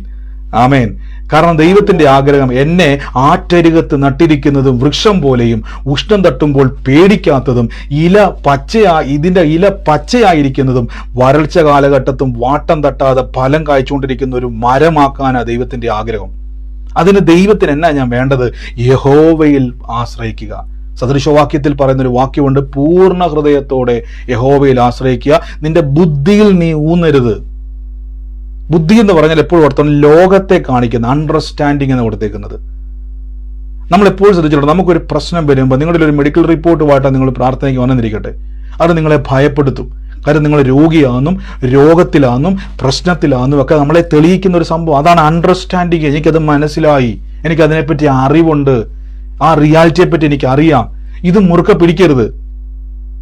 അവിടെ വെച്ചോണ്ട് അത് ആ റിപ്പോർട്ട് അവിടെ ഇരിക്കുമ്പോൾ തന്നെ പറയണം, കർത്താവേ റിപ്പോർട്ട് ഞാൻ കണ്ടു, സത്യമാണ്, അതിൽ ഞാൻ രോഗിയാണെന്ന് കണ്ടു, എനിക്കൊരു പ്രശ്നമുണ്ടെന്ന് എനിക്ക് മനസ്സിലായി, പക്ഷേ ഈ വിഷയത്തിൽ നിന്നും എന്നെ പൂർണ്ണമായി രക്ഷിപ്പാൻ യേശു ശക്തനാന്നുള്ള അറിവ് എൻ്റെ അകത്ത് കയറുകയും ഞാൻ എൻ്റെ ദൈവത്തിലേക്ക് കൂടുതൽ ആശ്രയിക്കുകയും ചെയ്യണം. മനസ്സിലാവുന്നുണ്ടോ? ഇവിടെയാണ് ദൈവാശ്രയം നിങ്ങളിൽ വർക്കൗട്ട് ആകുന്നത്. ആമേൻ. ഞാൻ ഉറപ്പിച്ചു പറയുന്നു, നിങ്ങളൊരു അനുഗ്രഹമാണ്. അനുഗ്രഹിക്കപ്പെടാൻ നടക്കുന്നവരല്ല, യേശു ക്രിസ്തുവിനെ ലഭിച്ച നിങ്ങളൊരു അനുഗ്രഹമാണ്. ആമേൻ. ഇവിടെ നിങ്ങൾ ശ്രദ്ധിച്ചോണം, ആ സദൃശവാക്യത്തിലെ വാക്യം നിങ്ങൾ ശ്രദ്ധിച്ചു നോക്കിയാൽ, ഞാൻ ഇന്നലെ വായിച്ചപ്പം ആ വാക്ക് എൻ്റെ മനസ്സിൽ വല്ലാതെ പതിഞ്ഞൊരു വാക്ക്, പൂർണ്ണ ഹൃദയത്തോടെ. എൻ്റെ അർത്ഥം കംപ്ലീറ്റ് ആയി ദൈവത്തിൽ ആശ്രയിക്കുക. സ്വന്തം വിവേകത്തിൽ ഊന്നരുത്. സ്വന്തം എന്ന വാക്ക് ശ്രദ്ധിച്ചു നോക്കി. സ്വന്തം എന്തെങ്കിലും സ്വന്തമായിട്ടുണ്ടോ? എനിക്ക് നിങ്ങൾ ശ്രദ്ധിച്ചോണം, ഞാൻ ആദ്യം തുടക്കത്തിൽ പറഞ്ഞല്ലോ, അപ്പൊ ആളുകളുടെ ജീവിതത്തിൽ ദൈവപ്രവർത്തനം നടക്കുന്നത് ഞാൻ കുറെ ആൾക്കാരിൽ ഇങ്ങനെ പഠിച്ച സമയത്ത് പല ആൾക്കാരുടെ മനസ്സിന്റെ അകത്ത് ചില കാര്യങ്ങൾ വിട്ടുകൊടുക്കാൻ ഒരു മൈൻഡ് ഉണ്ട്, ചില കാര്യങ്ങൾ വിട്ടുകൊടുക്കാൻ ഒരിത്. ഞാൻ പറഞ്ഞു, നിങ്ങൾ കർത്താവിൽ ആശ്രയിക്കുക എന്ന് പറഞ്ഞാൽ സറണ്ടർ ചെയ്യുക. ഒരു യുദ്ധം ചെയ്യുന്ന 2 രാജ്യങ്ങളിൽ ഒരു രാജ്യം പരാജയപ്പെട്ട രാജ്യം സറണ്ടർ ചെയ്യുക. അതിന് രാജാവുണ്ടായിരിക്കാം, പടനായകന്മാരുണ്ടായിരിക്കാം, മന്ത്രി ഉണ്ടായിരിക്കാം, ശക്തന്മാരുണ്ടായിരിക്കാം, എന്തൊക്കെയാണെങ്കിലും അവിടെ കീഴ്പ്പെടുക. എന്തൊക്കെ കഴിവുണ്ടെങ്കിലും താഴുക. എന്താ ഈ താഴുക എന്ന് പറഞ്ഞാൽ കുമ്പിട്ടിരിക്കുക എന്നൊരാശയമല്ല, തല കുനിച്ച് നിൽക്കുക എന്നൊരാശയമല്ല. കർത്താവേ, അങ്ങയിലൂടെ അല്ലാതെ എനിക്കൊരു സ്റ്റെപ്പ് എടുക്കാൻ പറ്റത്തില്ല, അങ്ങാണ് എൻ്റെ ആശ്രയം, അങ്ങയെ കൂടാതെ എനിക്ക് ജീവിക്കാൻ പറ്റത്തില്ല, അങ്ങയുടെ പ്ലാനുകളിലല്ലാതെ എനിക്ക് ഒരു സ്റ്റെപ്പ് പോലും വെക്കാൻ പറ്റത്തില്ല. യോഹന്നാൻ സ്നാപകൻ പറഞ്ഞു, ഞാനോ കുറയണം നീയോ വളരണം എന്ന് പറഞ്ഞതുപോലെ ഞാൻ ഒന്നുമല്ല കർത്താവേ, നിന്റെ കൃപയാൽ മാത്രമേ എനിക്ക് സ്റ്റെപ്പ് എടുത്ത് വെക്കാൻ പറ്റത്തുള്ളൂ. ഈ ഒരു മൈൻഡ് സെറ്റപ്പിൽ നമ്മളൊന്ന് ജീവിച്ചു നോക്കി, ഞാൻ ഉറപ്പിച്ചു പറയുന്നു, നന്മകൾ നിങ്ങളുടെ പുറകെ വരും. നിങ്ങൾ ഇതുവരെ ശ്രമിച്ച് പരാജയപ്പെട്ട കാര്യങ്ങൾ നിങ്ങളുടെ കാൽച്ചുവട്ടിൽ വരും. എന്തുകൊണ്ടെന്നാൽ നിങ്ങൾ പോലും അറിയാതെ കംപ്ലീറ്റ് ആയും നിങ്ങൾ ദൈവത്തിന്റെ കൺട്രോളിലേക്ക് വന്നിരിക്കുന്നു. ഈ ദൈവത്തിന്റെ കൺട്രോളിൽ വന്ന ഒരു ഗുണം എന്നാണെന്നറിയാവോ? നിങ്ങളുടെ വിഷയങ്ങൾക്ക് ദൈവത്തെ പേടിയാ. നിങ്ങളുടെ വിഷയങ്ങൾക്ക് ദൈവമായിട്ട് ഫൈറ്റ് ചെയ്യാൻ കഴിയത്തില്ല. നിങ്ങളുടെ ഒരു പ്രതികൂലത്തിനും ദൈവമായിട്ട് യുദ്ധം ചെയ്യാൻ പറ്റത്തില്ല. അതിനറിയാം, തോക്കും. ആര് തോക്കും? ദൈവമല്ല, നിങ്ങളുടെ വിഷയം തോക്കും. ഇതുകൊണ്ടാണ് ബൈബിൾ പറഞ്ഞത് യുദ്ധം യഹോവയ്ക്കുള്ളതെന്നൊക്കെ ബൈബിളിൽ പറയാൻ കാരണം. ദൈവം നമുക്ക് വേണ്ടി യുദ്ധം ചെയ്യും. ആമേൻ. നിങ്ങളോട് ശ്രദ്ധിച്ചോണം, പൂർണ്ണ ഹൃദയത്തോടെ യഹോവയിൽ ആശ്രയിക്കുക. പൂർണ്ണ ഹൃദയത്തോടെ യഹോവയിൽ ആശ്രയിക്കുക. അപ്പൊ മനസ്സിൽ കുറിച്ചോണം, പൂർണ്ണ ഹൃദയം എന്ന് പറഞ്ഞാൽ അതിൻ്റെ അർത്ഥം കംപ്ലീറ്റ് ആയിട്ടും കർത്താവിനാൽ നിങ്ങൾ സറണ്ടർ ചെയ്യണം.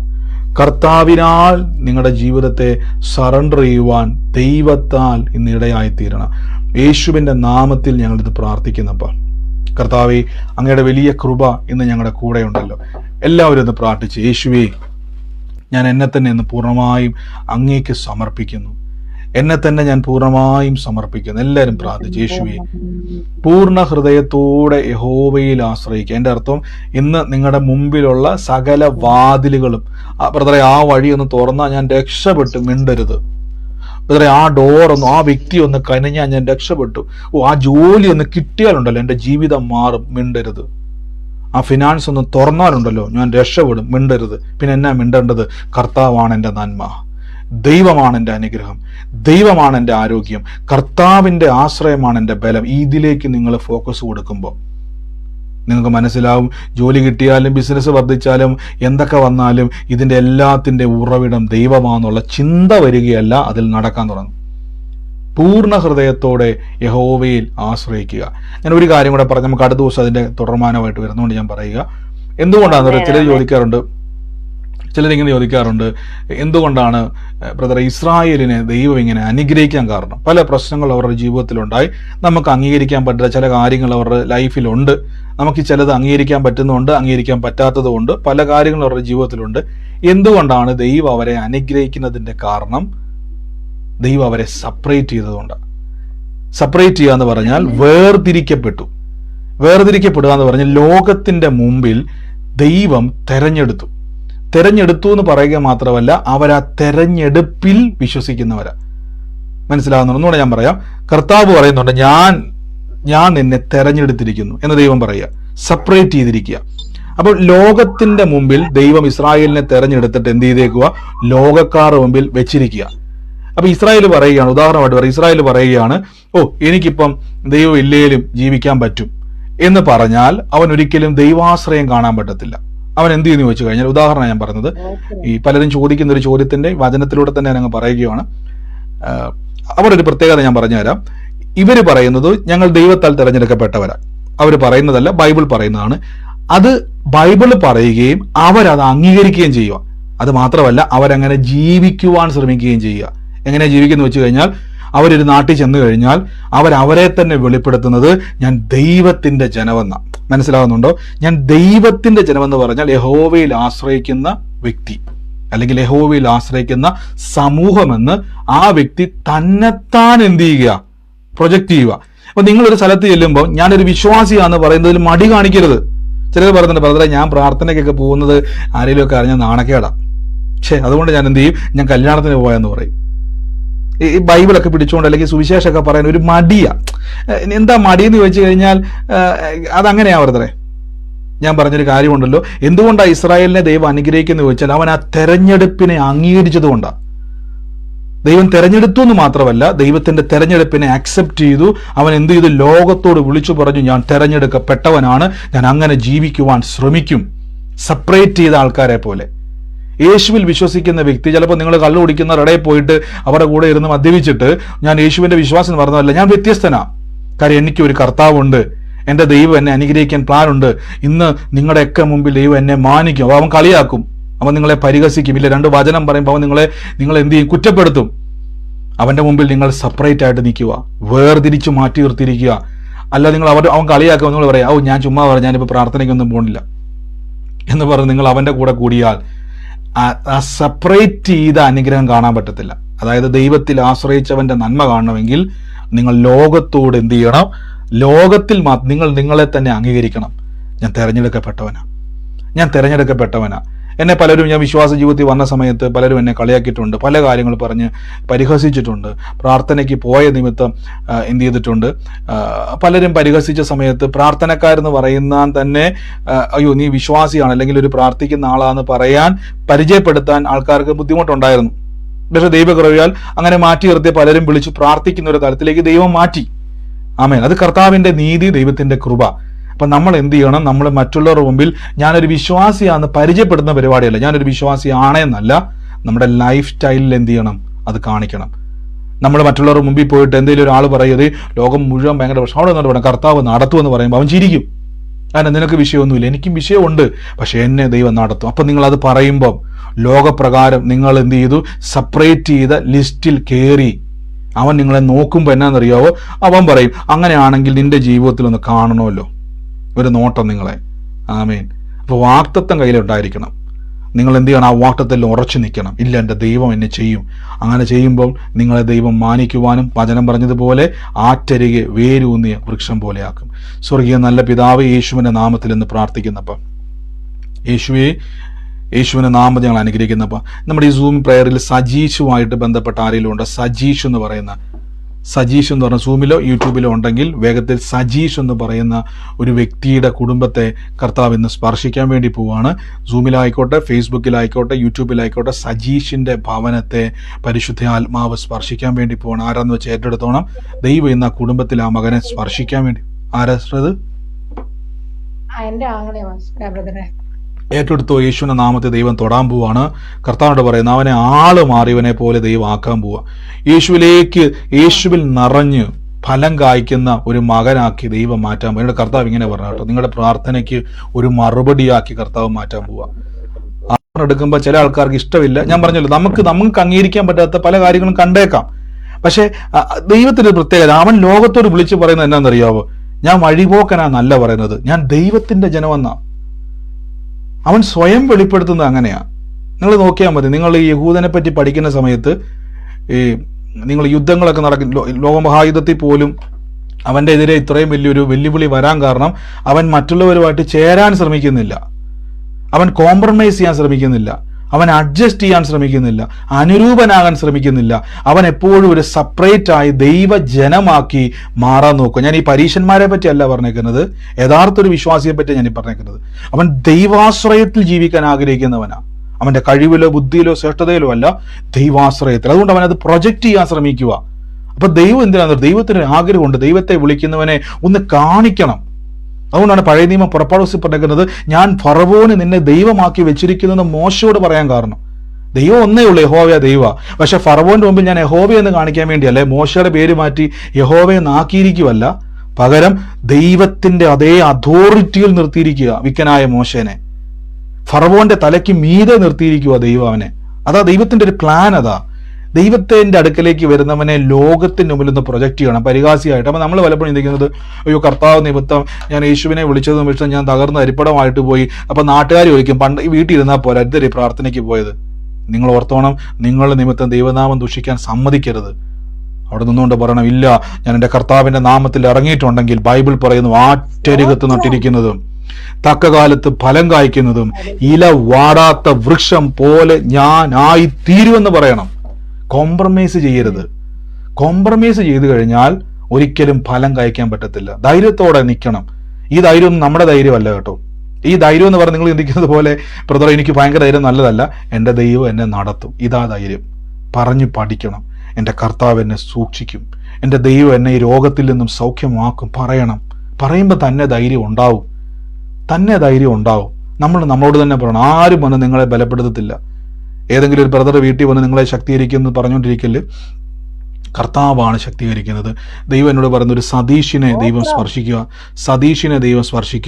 യേശുവിന്റെ നാമത്തിൽ സതീഷുമായിട്ട് ബന്ധപ്പെട്ട ആരെങ്കിലും എന്നെ കേൾക്കുന്നുണ്ടെങ്കിൽ ഇപ്പോൾ ഏറ്റെടുത്തു.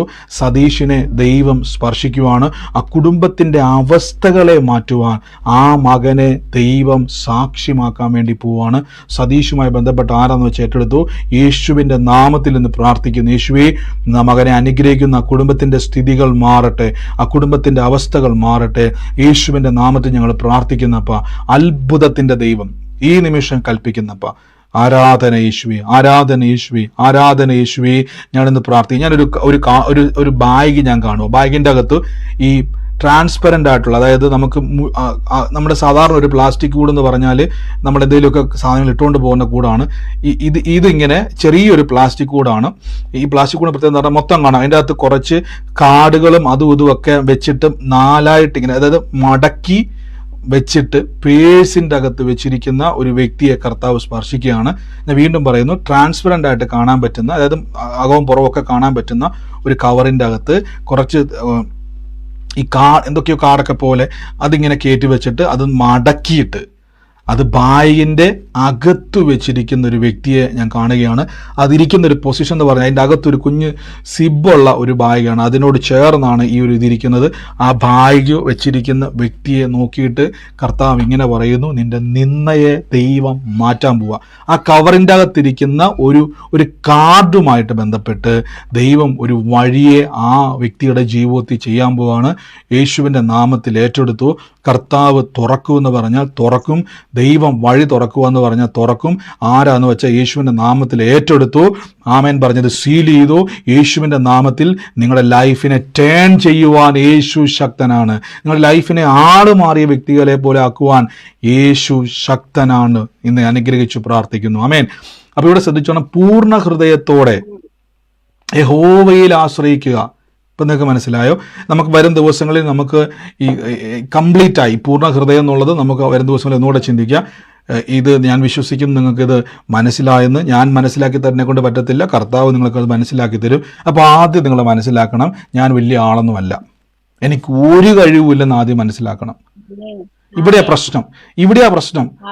ദൈവം എന്നെ കണ്ടത് കഴിവുള്ളവനായിട്ടല്ല, ബലഹീനനും കുലഹീനനും നികൃഷ്ടനും ഒന്നുമില്ലാത്തവനായിട്ട്.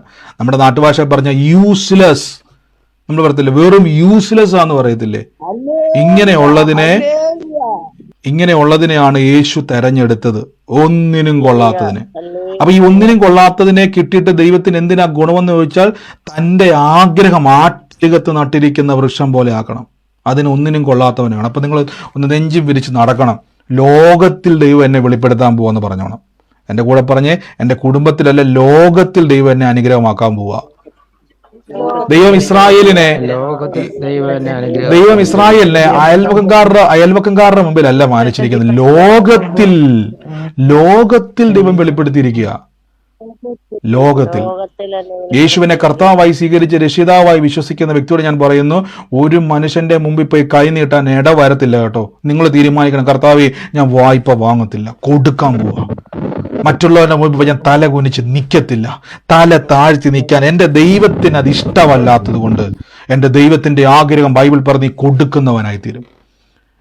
ഞാൻ ആരോഗ്യത്തോടെ ഇരിക്കും. എൻ്റെ കൂടെ പറഞ്ഞ, യേശുവിന്റെ മുറിവ് എൻ്റെ ആരോഗ്യമാ, യേശുവിന്റെ മുറിവ് എൻ്റെ വേദനയിൽ നിന്ന് എനിക്ക് സൗഖ്യമാ. കുറെ നേരം നിങ്ങൾ സൗണ്ട് മ്യൂട്ടാക്കി യേശുവിന്റെ നാമത്തിൽ പറഞ്ഞുകൊണ്ടിരുന്നത്, കർത്താവിന്റെ മുറിവ് എൻ്റെ ആരോഗ്യമാ, യേശുവിന്റെ മുറിവ് എൻ്റെ ആരോഗ്യമാ, യേശുവിന്റെ മുറിവ് എൻ്റെ ബലമാ. ഹല്ലേലൂയ പറഞ്ഞുകൊണ്ടിരുന്നത് യേശുവിന്റെ നാമത്തിൽ. നിങ്ങളിത് ഞാൻ പറഞ്ഞില്ല, നിങ്ങൾ ഇങ്ങനെ പറഞ്ഞുകൊണ്ടിരിക്കുമ്പോൾ ഞാൻ ഉറപ്പിച്ചു പറയുന്നു, നിങ്ങൾ പോലും അറിയാതെ എന്തെല്ലാം സംഭവിക്കുന്ന അറിയാവോ. ഞാൻ പറഞ്ഞിട്ടില്ല, ഒരു കാലഘട്ടത്തിൽ ഞാൻ ഒരു ബോഷനെ പോലെ എനിക്ക് അറിയത്തില്ല. അന്ന് എൻ്റെ കൂടെ കൂടി ആൾക്കാർ പറഞ്ഞു, യേശുവിൻ്റെ നാമത്തിൽ വിളിച്ചു പറഞ്ഞു ദൈവം വഴി തുറക്കും. ആദ്യമൊന്നും അറിയത്തില്ല, പക്ഷേ അന്ന് വിളിച്ചു പറഞ്ഞ കാര്യങ്ങൾ ഇന്ന് എൻ്റെ കർത്താവ് എൻ്റെ മുമ്പിൽ വെളിപ്പെടുത്തുന്ന കാണുമ്പോൾ എനിക്കിപ്പോഴും അതിശയമേ. അന്ന് വിളിച്ചു പറഞ്ഞപ്പോൾ ഒരു സാധ്യതയും മുമ്പിലില്ല, പക്ഷെ അന്ന് വിളിച്ചു പറഞ്ഞതിനെ സീല് ചെയ്ത് നമ്മുടെ മുമ്പിൽ സാക്ഷ്യമാക്കി മാറ്റുന്ന ഒരു തമ്പുരാനുണ്ട്. ആമേൻ. അങ്ങനെയെങ്കിൽ ഞാൻ കൂടെ പറയുന്നു, വിളിച്ചു പറയണം. ഇത് കേട്ടുകൊണ്ടിരിക്കുമ്പോൾ തന്നെ ഞാൻ പറഞ്ഞു, നിങ്ങളുടെ ജീവിതത്തിലേക്ക് നന്മ വരിക. ഇന്ന് സാമ്പത്തികമായി ഞെരുങ്ങുന്നവരുണ്ടെങ്കിൽ, വേദനയാൽ ഭാരപ്പെടുന്നവരുണ്ടെങ്കിൽ, ഞാൻ നിങ്ങൾക്ക് വേണ്ടി ഇന്ന് പ്രാർത്ഥിച്ചിട്ടേ പോകത്തുള്ളൂ.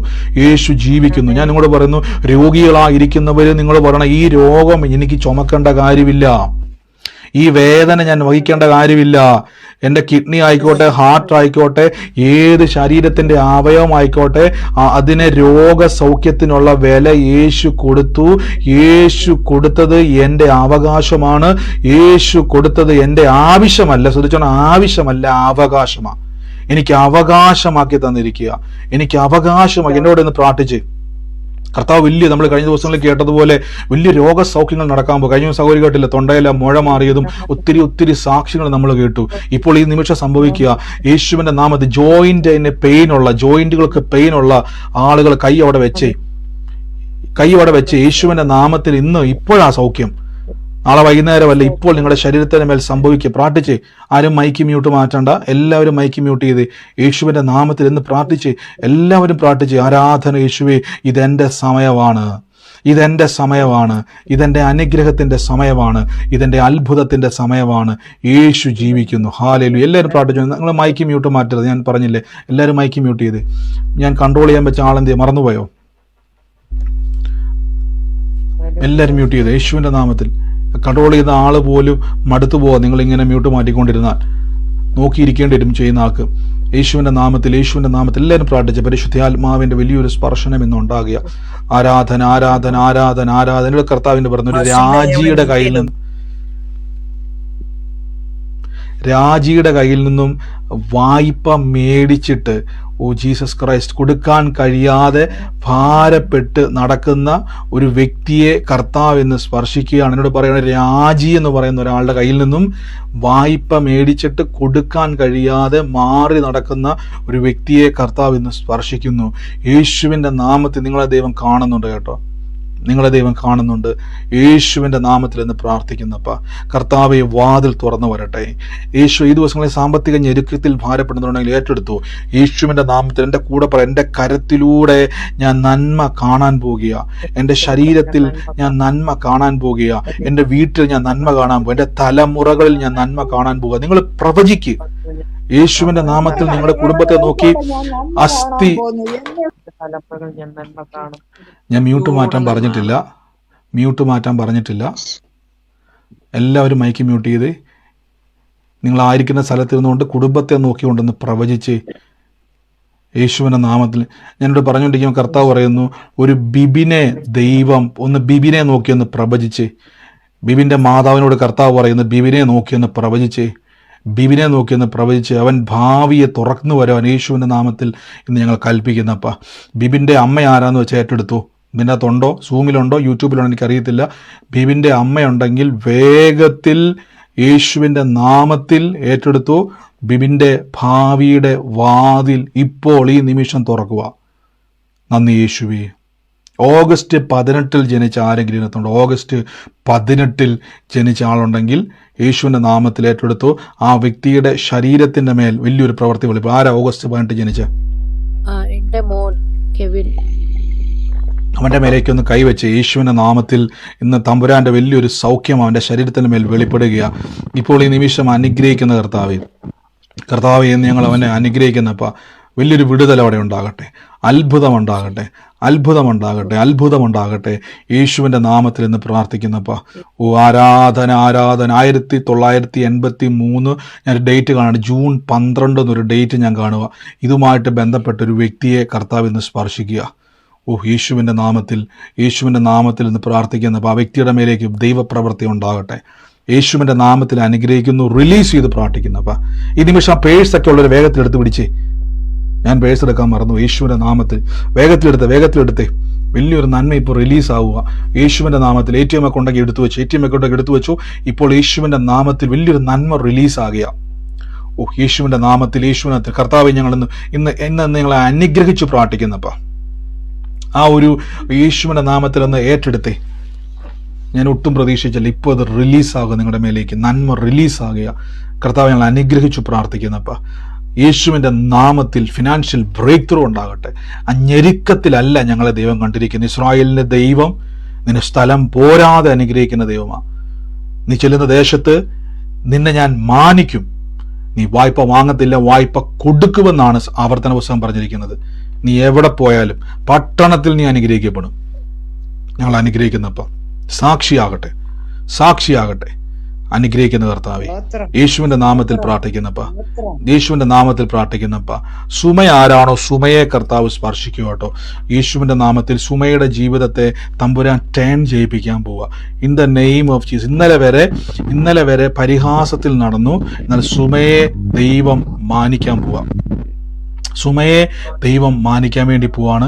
യേശുവിന്റെ നാമത്തിൽ. ആരാത്? സുമയായിട്ട് ബന്ധപ്പെട്ട് സുമയെ ദൈവം മാനിക്കാൻ വേണ്ടി പോവാണ്. ആരാത്? എന്റെ ചേച്ചി സുമേന.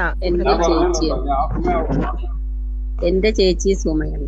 സുമയെ ഞാൻ കാണുന്ന ഒരു കാഴ്ച ഒരു മെലിഞ്ഞ ഒരു സഹോദരിയാണ്. മെലിഞ്ഞ ഒരു സഹോദരിയാണ് ഞാൻ കാണുന്നത്. സുമ വല്ലാതെ. ശുചിഭദ്ര കേൾക്കുന്നുണ്ടോ? ആരാത്? ഒരു മെലിഞ്ഞൊരു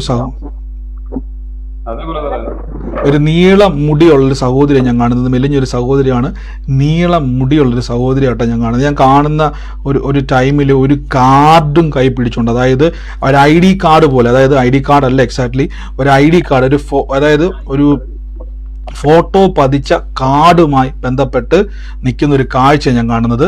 ഫോട്ടോ പതിച്ച ഒരു കാർഡുമായിട്ട്, ID കാർഡല്ല, അതുപോലെ ഇരിക്കുന്ന, അതായത് ID കാർഡ് ഇലക്ഷൻ കാർഡല്ല, അങ്ങനത്തെ ഒരു ഫോട്ടോ പതിച്ച ഒരു കാർഡുമായി ബന്ധപ്പെട്ട് ആകുലപ്പെട്ടിരിക്കുന്ന സുമേനെ കർത്താവ് സ്പർശിക്കുന്നു. അങ്ങനെ കണക്ട് ചെയ്ത് ആരെങ്കിലും ഉണ്ടെങ്കിൽ സൂമിലുണ്ട്, ഏറ്റെടുത്തു, അടയാളം ശ്രദ്ധിച്ചോണം. അങ്ങനെ ഈ ഒരു കാർഡും അതുമായിട്ട് ബന്ധപ്പെട്ട് ഒരു ആകുലതയെ നീക്കുവാണ്. In the name of Jesus ഞങ്ങളിത് റിലീസ് ചെയ്ത് പ്രാർത്ഥിക്കുന്നു. യേശുവിന്റെ നാമത്തിൽ അനുഗ്രഹിക്കുന്നപ്പ നന്മയുണ്ടാകട്ടെ. കർത്താവെ ഞങ്ങളിന്ന് ബ്ലസ് ചെയ്യുന്നപ്പ. ഓ ഹല്ലേലൂയ, ഹല്ലേലൂയ. യേശുവേ, ഇത് ഞാൻ പറഞ്ഞുകൊണ്ടിരിക്കുമ്പോൾ അടുക്കളയിൽ ഇരുന്നു കൊണ്ട് ഈ വചനം കേൾക്കുന്ന ഒരു വ്യക്തിയെ കർത്താവ് സ്പർശിക്കുക. അടുക്കളയിലാണ് പൊസിഷൻ ചെയ്തിരിക്കുന്നത്. യേശുവിന്റെ നാമത്തിൽ കർത്താവ് ഇന്ന് ആ വ്യക്തിയെ ഇന്ന് സ്പർശിക്കുന്ന ഒരു കാര്യം. നിങ്ങൾ നിൽക്കുന്ന ഈ അടുക്കളയ്ക്കകത്ത് ഞാൻ കാണുന്ന ഒരു കാഴ്ച, ചുമന്ന ഒരു കളറിലിരിക്കുന്ന ഒരു പ്ലേറ്റ്, ഒരു വട്ടത്തിലിരിക്കുന്ന ഒരു പാത്രം, വലിപ്പമുള്ളൊരു പാത്രം, ആ ഒരു അടുക്കള ഞാൻ കാണുക.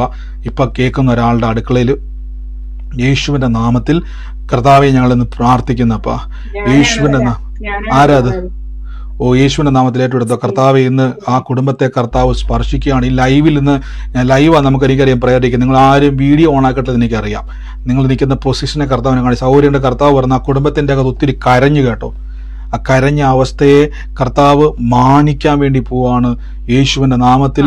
അവിടെ ഇരുന്നുകൊണ്ട് പലപ്പോഴും ആകുലപ്പെട്ടിരുന്നത് കേൾക്കുന്നത് അവിടെ നിന്ന്, പക്ഷെ ആകുലപ്പെട്ട സ്ഥലവാത്. അവിടെ ഇരുന്നുകൊണ്ട് പല വാക്ക് കേട്ട് ദുഃഖിച്ച ഭവനമാണ്. യേശുവെ ഞങ്ങൾ അനുഗ്രഹിക്കുന്നപ്പ. വിശാലത ഉണ്ടാകട്ടെ, വിശാലത. രോഗത്താൽ ഭാരപ്പെടുന്ന രീതി പറഞ്ഞുകൊണ്ടിരിക്കും. നിങ്ങൾ പറ, യേശുവിൽ നിന്ന് രോഗം സൗഖ്യമായിട്ടേ ഞാൻ പോകത്തുള്ളൂ എന്ന് പറ. കർത്താവിന്റെ സാന്നിധ്യം ഉള്ളിടത്താണ് സൗഖ്യം നടക്കുന്നത്. വചനം എവിടെ മാനിഫെസ്റ്റ് ചെയ്യുന്നു, വചനം കേൾക്കുമ്പം, കർത്താവിന്റെ വചനം കേൾക്കുമ്പോൾ അവിടെ അത്ഭുതം. വചനം പറയുന്നു, അത്ഭുതങ്ങളാലും അടയാളങ്ങളാലും ദൈവം തന്റെ വചനത്തെ ഉറപ്പിച്ചു എന്നാണ് പറഞ്ഞത്. ദൈവം ഉറപ്പിക്കും. അതുകൊണ്ട് പറയണം, കൈ വെച്ചിട്ട് പറയണം. വചനം കേൾക്കുമ്പോൾ കൈ വെച്ചോണം. യേശുവേ, ഈ വേദനയ്ക്ക് എൻ്റെ മേൽ അധികാരമില്ല. ഈ വേദനയോട് ഞാൻ കൽപ്പിക്കുന്നു, എൻ്റെ ശരീരം വിട്ട് ഇറങ്ങിപ്പോവും. നിനക്ക് എൻ്റെ മേൽ അവകാശമില്ല, അധികാരമില്ല. നിന്റെ മേൽ ജയം എനിക്കുണ്ട്, രോഗത്തിന്റെ മേൽ ജയം എനിക്കുണ്ട്. യേശുവിന്റെ നാമത്തിൽ പ്രാർത്ഥിക്കുന്നു. ഞാൻ കാണുന്നത് ഈ കരത്തിന്റെ അവിടെ, തോളിന്റെ അവിടെയായിട്ട് വല്ലാതെ കൈ ഉയർത്താൻ പോലും പറ്റാതെ ഭാരപ്പെട്ട് നിൽക്കുന്ന ഒരു വ്യക്തിയെ, ഒന്നിലധികം വ്യക്തികളുണ്ട്. ആ കര അവിടെ നിന്ന് നിങ്ങളുടെ ആ ഇടത് കൈയെടുത്ത് ആ വലത് കൈയുടെ അങ്ങോട്ട് വെച്ച് യേശുവിന്റെ നാമത്തിൽ നിന്ന് കൽപ്പിക്കുന്നു. ഇപ്പോൾ ആ വേദനയോടെ നിന്ന് കൽപ്പിച്ച് ഇറങ്ങിപ്പോ. യേശുവിന്റെ നാമത്തിൽ ഞാൻ സൗഖ്യത്തിന്റെ അവകാശിയാണ്. വേദന എൻ്റെ അവകാശമല്ല കേട്ടോ. രോഗം എൻ്റെ അവകാശമല്ല. ദാരിദ്ര്യം എൻ്റെ അവകാശമല്ല. അസമാധാനം എൻ്റെ അവകാശമല്ല. സന്തോഷമില്ലാത്ത അവസ്ഥ എൻ്റെ അവകാശമല്ല. കുടുംബ സമാധാനമില്ലാത്ത അവസ്ഥ എൻ്റെ അവകാശമല്ല. ഇതിൻ്റെ എല്ലാം എതിരായിട്ടുള്ള സമാധാനവും സന്തോഷമാണ് എൻ്റെ അവകാശം. കർത്താവെ പ്രാർത്ഥിച്ച് അനുഗ്രഹിക്കുന്നു. യേശുവിന്റെ നാമത്തിൽ അനുഗ്രഹിക്കുന്നു. നമ്മൾ ഒരുമിച്ച് പ്രാർത്ഥിക്കുകയാണ്. ഇതിനുശേഷം നമ്മൾ പ്രാർത്ഥനാ വിഷയങ്ങൾക്ക് വേണ്ടി പ്രാർത്ഥിക്കത്തില്ല, ശ്രദ്ധിച്ചോണം. അതിനുശേഷം ബ്രദറെ എനിക്ക് വേണ്ടി ഒന്ന് പ്രാർത്ഥിക്കണമെന്ന് പറയുന്നതോട് ഞാൻ പറയണം, നിങ്ങളുടെ വിഷയം ഇതിൻ്റെ അകത്ത് ഒരുമിച്ച് പ്രാർത്ഥിക്കുക. ഇപ്പോൾ ഈ നിമിഷം കൽപ്പിക്കുന്നു. അപ്പോൾ ഈ നിമിഷം കൽപ്പിക്കുന്നു, വഴി തുറക്കട്ടെ, വഴി തുറക്കട്ടെ. യേശുവിന്റെ നാമത്തിൽ 3 തവണ റേഷൻ കാർഡുമായിട്ട് ബന്ധപ്പെട്ട് 3 തവണ ആ വിഷയം, അതൊരു റേഷൻ കാർഡ് വിഷയമല്ല, മൊത്തത്തിലുള്ളൊരു ഭാവിയെ മുഴുവൻ കുലുക്കുന്നൊരു വിഷയമാണ്. 3 തവണ പോയിട്ടും റേഷൻ കാർഡ് മാത്രമല്ല, ഭാവിയോട് തന്നെ ബന്ധപ്പെട്ടൊരു വിഷയമാണ്. അതുമായിട്ട് ബന്ധപ്പെട്ട് 3 തവണ പോയിട്ടും അത് ശരിയാകാതെ സങ്കടപ്പെട്ട് ഭാരപ്പെട്ടിരിക്കുന്ന ഒരു വ്യക്തി. ഇത് റേഷൻ കാർഡ് തൊടുന്ന വിഷയമല്ല കേട്ടോ. റേഷൻ കാർഡും ഭാവിയുമായിട്ട് ബന്ധപ്പെട്ടൊരു കാര്യം കൂടി ഇത്. ദൈവം ഒരു അടയാളം തരിക, നിങ്ങൾക്കൊരു അടയാളം തരിക. 3 പ്രാവശ്യം പോയി അതിൻ്റെ പുറകെ നടന്നില്ല. 3 പ്രാവശ്യം അലഞ്ഞു, നടന്നില്ല. 3 വാക്കിൻ്റെ കർത്താവ് എടുത്തു പറയുകയാണ്. യേശു എന്ന് പറയുന്നു, ഈ ദിവസങ്ങളിൽ കർത്താവിൻ്റെ വലിയൊരു പ്രവൃത്തി അവിടെ ഉണ്ടാകുകയാണ്. യേശുവിൻ്റെ നാമത്തിൽ അനുഗ്രഹിക്കുന്നപ്പോൾ ആ ബ്ലോക്ക് മാറിയിട്ട് അതൊരു ആകുലതയാണ്. പക്ഷെ ദൈവം ഒരു അടയാളം പറയുക, ഇത് മാത്രമല്ല, ദൈവം ഒരു ഭവനത്തെയും കൂടെ തരാൻ പോകുക. യേശുവിന്റെ നാമത്തിൽ എന്ന് പ്രാർത്ഥിക്കുന്നപ്പോൾ, അനുഗ്രഹിച്ചു പ്രാർത്ഥിക്കുന്നപ്പോൾ വിശാലത ഉണ്ടാകട്ടെ യേശുവിന്റെ നാമത്തിൽ തന്നെ. ആമേൻ. ആമേൻ. സ്തോത്രം. ഹല്ലേലൂയ. ആമേൻ. കർത്താവ് നിങ്ങളെ അനുഗ്രഹിക്കുമാറാകട്ടെ. വൻ കാര്യങ്ങളെ കർത്താവ് ചെയ്തു കഴിഞ്ഞിരിക്കുന്നു. വലിയ പ്രവൃത്തികളെ നമ്മുടെ മുമ്പിൽ തമ്പുരാൻ വെളിപ്പെടുത്തിയിരിക്കുന്നു. യേശുവിനെ ഞാൻ എപ്പോഴും പറഞ്ഞില്ല, ദൈവിക ആലോചനകൾ വരുമ്പോൾ ചാടി പിടിച്ചോണം. അത് കഴിഞ്ഞ ദിവസം നമ്മൾ കേട്ട സാക്ഷ്യം പോലെ വിസ ഇല്ലാതിരുന്ന സമയത്താണ് കർത്താവ് ആലോചന വെളിപ്പെട്ട സൗകര്യം ചാടി പിടിച്ചു. അത് റിസൾട്ട് അതിൻ്റെ കാണാം. അങ്ങനെ പലരും അങ്ങനെ പിടിച്ചവരുണ്ട്. ആലോചനകളെ ഏറ്റെടുക്കുക. കർത്താവ് അനുഗ്രഹിക്കട്ടെ. ഈ സമയത്ത് ആർക്കെങ്കിലും സാക്ഷ്യങ്ങളോ, ശ്രദ്ധിച്ചോണം, പ്രാർത്ഥനാ വിഷയമല്ല, സാക്ഷ്യങ്ങളോ ആലോചനയുമായി ബന്ധപ്പെട്ട് ഇടപെട്ടിട്ടുണ്ടെങ്കിൽ നിങ്ങൾക്കത് പറയുന്ന സമയമാണ്. നിങ്ങൾ ശ്രദ്ധിക്കുക. ആരെങ്കിലും ഉണ്ടെങ്കിൽ പറഞ്ഞാട്ടെ, നമ്മൾ വിശ്വാസ പ്രഖ്യാപനം ഏറ്റു പറയാൻ വേണ്ടി. ഹലോ ശ്രദ്ധിച്ചോ. ഒരു കാര്യം ഒന്ന് ജസ്റ്റ് ഞാനൊന്ന് മ്യൂട്ട് ചെയ്യണം. ഒരു മിനിറ്റ്. നിങ്ങൾ കഴിവതും സാക്ഷ്യങ്ങൾ പറയുമ്പോൾ ചുരുക്കം വാക്കുകളിൽ പറയാൻ ശ്രമിക്കണം. എന്താണോ നിങ്ങൾക്ക് ദൈവം തൊട്ടത്, അല്ല എന്താണോ വിഷയം, അതുമായിട്ട് ബന്ധപ്പെട്ട് കഴിവതും മാക്സിമം ശ്രമിക്കുക. അതുകൊണ്ട് നിങ്ങൾ എന്ത് ചെയ്യുക, അത് ചെയ്യുക. ഞാൻ ആഗ്രഹിക്കുന്നത് നിങ്ങളുടെ സാക്ഷ്യങ്ങളൊക്കെ നമുക്കത് ഷോർട്ട് ആക്കിയിട്ട് യൂട്യൂബിലേക്ക് നമ്മൾ അപ്ലോഡ് ചെയ്യാൻ വേണ്ടി ഞാൻ ആഗ്രഹിക്കുന്നത്. എന്തിനാന്ന് വെച്ച് കഴിഞ്ഞാൽ, നിങ്ങളുടെ ഒരു സാക്ഷ്യം കേൾക്കും, ഒരു രോഗസൗഖ്യമായിക്കോട്ടെ, ദൈവം ചെയ്ത സാക്ഷ്യങ്ങളായിക്കോട്ടെ, അത് കേൾക്കുന്ന ഒരു വ്യക്തിക്ക്, കഴിഞ്ഞ ദിവസമൊക്കെ നമ്മൾ ഒത്തിരി ആൾക്കാർ കിട്ടും, ബ്രദറെ വചനം കേട്ടുകൊണ്ടാണ്, അല്ലെങ്കിൽ ആ ഒരു എൻ്റെ കാര്യങ്ങൾ, എൻ്റെ വിഷയങ്ങൾ ആ വചനത്തിൽ ആ പ്രവചനമായിട്ട് പറഞ്ഞ് കേട്ടുകൊണ്ട് ഞാൻ പ്രാർത്ഥന വന്നെന്ന് പറഞ്ഞ് ഒത്തിരി പേരുണ്ട്. അപ്പം എനിക്ക് തോന്നുന്നു എൻ്റെ ഉള്ളിൽ കർത്താവിന് തന്നതാണ്. നിങ്ങളുടെ സാക്ഷ്യങ്ങളൊക്കെ അനേകർക്ക് ഒരു അനുഗ്രഹമാക്കി, നിങ്ങളെ സൗഖ്യമാക്കി യേശു, നിങ്ങളെ തൊട്ട യേശു, അനേകരെ യേശുവിലേക്ക് വരാൻ ഇതെല്ലാം ഒരു മുഖാന്തരമാണ്. അതിന് എനിക്ക് കുഴപ്പമില്ല എന്ന് പറയുന്ന ആരെങ്കിലും ഉണ്ടോ?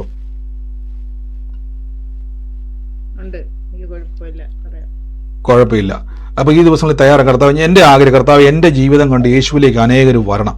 എൻ്റെ സാക്ഷ്യം കണ്ട്, എന്നെ ദൈവം മാനിക്കുന്നത് കണ്ട്, എൻ്റെ അത്ഭുതം കണ്ട്, എൻ്റെ ജീവിതം മാറുന്നത് കണ്ട് അനേകർ പറയണം, അവനെ ദൈവമാണ് തൊട്ടതെന്ന് പറയത്തക്കവണ്ണം എന്നെ ആക്കണമെന്ന് പ്രാർത്ഥിക്കണം കർത്താവ്. അപ്പോൾ നിങ്ങൾ സാക്ഷ്യങ്ങൾ കഴിവതും ചുരുക്കം വാക്കുകളിൽ പറയുക. വേഗത്തിൽ സാക്ഷ്യങ്ങളുള്ളവർ പറഞ്ഞാട്ടെ. പറഞ്ഞു സിസ്റ്ററെ, പറഞ്ഞ അടയാളം സിസ്റ്റർ കേട്ടായിരുന്നോ? അടയാളം സിസ്റ്റർ കേട്ടായിരുന്നു? ഉണ്ട്. ആമേൻ. യേശുവിന്റെ നാമത്തിൽ ഏറ്റെടുത്തോണം. കർത്താവ് ഇന്ന് തൊടുകയാണ് നിങ്ങളുടെ ലൈഫിനെ. കർത്താവ് 3 പ്രാവശ്യം പോയിട്ട് 3 പ്രാവശ്യം ഞാൻ ആ വഴിയുടെ പ്രശ്നം പറഞ്ഞിട്ട് എനിക്ക് വേണ്ടിയാണ് അതൊന്ന്. ഈ റേഷൻ കാർഡ് ബന്ധപ്പെട്ട് 3 പ്രാവശ്യം യാത്ര ചെയ്തോ? 3 പ്രാവശ്യം. ഞാൻ 3 എന്നുള്ള സംഖ്യ എടുത്തു പറഞ്ഞു, അതുകൊണ്ടാണ് ചോദിച്ചത്. ഞാൻ പോയി, കളക്ടറേറ്റിൽ പോയി, RD ഓഫീസിൽ പോയി, വില്ലേജിൽ പോയി, 3 പ്രാവശ്യം പോയി. എന്നിട്ട് ഓ സ്വത്രം. കർത്താവ് അത് കണ്ടു കേട്ടോ. കർത്താവ് അത് കണ്ടു. യേശുവിന്റെ നാമത്തിൽ ദൈവം എല്ലാം കാണുന്നുണ്ട്. കർത്താവ് അതിന്റെ മേൽ വലിയൊരു മാന്യത തരും. ഏറ്റെടുത്തോണം. കർത്താവ് അതിന്റെ മേൽ വഴി തുറക്കും. ആമേൻ. മറ്റാരെങ്കിലും ഉണ്ടോ സാക്ഷ്യം? ഹലോ ബ്രദർ, 2 രീതിയിൽ പറഞ്ഞു ബ്രദറെ. ഒന്ന് കാർഡുമായിട്ടിരിക്കുന്നതിന്റെ കാര്യം പറഞ്ഞു, ഈ ഫോട്ടോയുള്ള കാർഡുമായിട്ട്. അത് PR കാർഡായിരുന്നു. അതുപോലെ തന്നെ ട്രാൻസ്പെറന്റ് ആയിട്ടുള്ള വെള്ള കളറിലെ ഫയലുമായിട്ട് കുറെ പേപ്പറുകളും മറ്റു കാർഡുകളും എല്ലാം ആയിട്ടിരിക്കുന്നതിന്റെയും പറഞ്ഞു. 2 രീതിയിൽ ബ്രദർ പറഞ്ഞു ബ്രദറെ. അത് കാര്യമാണോ? അങ്ങനെ തന്നെ വിശ്വസിക്കുന്നു ബ്രദറെ. ഓക്കെ, അത് എന്തുവാ സിസ്റ്റർ അതിന്റെ അകത്തിരിക്കുന്നത്? ഞാൻ കണ്ടത്, എനിക്കത് ഞാൻ പറഞ്ഞല്ലോ, ഞാൻ കണ്ടത് വോട്ടർ കാർഡ് അല്ല, പക്ഷെ അതേപോലെ തന്നെ ഫോട്ടോ പതിച്ചൊരു കാർഡാണ്, ട്രാൻസ്പെറന്റ് ആയിട്ട്.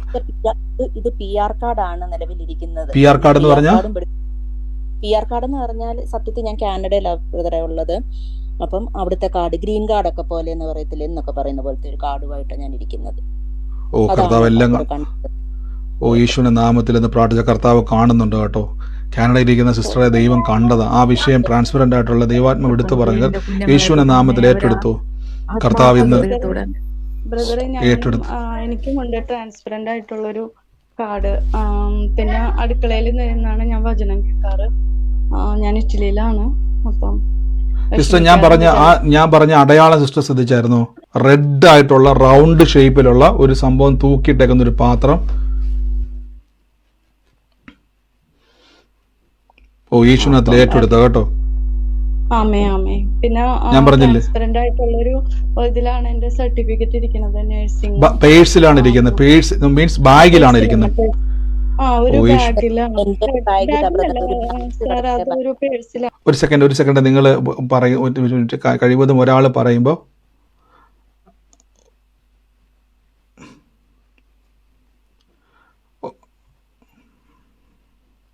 അപ്പം ഒരു അറിയില്ല, ഒരു സെക്കൻഡ് ഒരു കാര്യം നിങ്ങളൊന്ന് ശ്രദ്ധിച്ചോണം. ഒരാൾ പറയുമ്പോൾ കഴിവതും മറ്റേ ആൾക്കാരൊന്ന് നിങ്ങൾ ഒന്ന് മൈക്കൊന്ന് മ്യൂട്ട് ചെയ്യണം. എനിക്ക് ട്രാൻസ്പെറന്റ് ആയിട്ടുള്ള ഇതിലാണ് ഇരിക്കുന്നത്. നഴ്സിംഗ് സർട്ടിഫിക്കറ്റ് ഉണ്ട്, അതിനകത്ത് ഞാൻ കുറെ വചനമൊക്കെ എഴുതി വെച്ചിട്ടുണ്ട്. എനിക്കറിയില്ല അത് എന്റെ തന്നെയാണോന്ന് അറിയില്ല. ഞാൻ ഏറ്റെടുത്തു സിസ്റ്റർ. ഞാനൊരു കാര്യം പറയാം. നിങ്ങൾ കഴിവതും നിങ്ങൾ മൈക്ക് ഒരാൾ പറയുമ്പോൾ കഴിവതും മാക്സിമം നിങ്ങൾ മൈക്ക് ഒന്ന് മ്യൂട്ട് ചെയ്യുക. കാര്യം നമുക്കത് ക്ലിയർ ആകാൻ വേണ്ടിയാണ്. എനിക്കും ക്ലിയർ ആകുന്നില്ല. കാര്യം ചിലപ്പോൾ ഈ സൗണ്ട് ഇങ്ങനെ വരുന്നതുകൊണ്ട് രണ്ട് ഇതായിട്ട് എനിക്ക് കേൾക്കുന്നത്, അതുകൊണ്ട് അത് ക്ലിയർ ആകാതെ വരുന്നുണ്ട്. ശ്രദ്ധിക്കുക. ഒരാൾ പറയുമ്പോൾ കഴിവതും നിങ്ങൾ കയറി പറയാതിരിക്കുക. കർത്താവ് അനുഗ്രഹിക്കട്ടെ. ഈ ഒരു ആലോചനയുമായിട്ട് ബന്ധപ്പെട്ട് ഞാനത് എടുത്ത് ചോദിക്കുകയാണ് കർത്താവിന്റെ നാമത്തിൽ. ബ്രദറെ, സതീഷ് എന്റെ ഭർത്താവാണ്. കർത്താവ് തൊടുക കേട്ടോ. സതീഷ് എന്റെ ഭർത്താവാണ്. ദൈവം തൊടുക എന്റെ കേട്ടോ. ബാഗിന്റെ ഉള്ളില് വേറൊരു സിബ് ഉണ്ട്.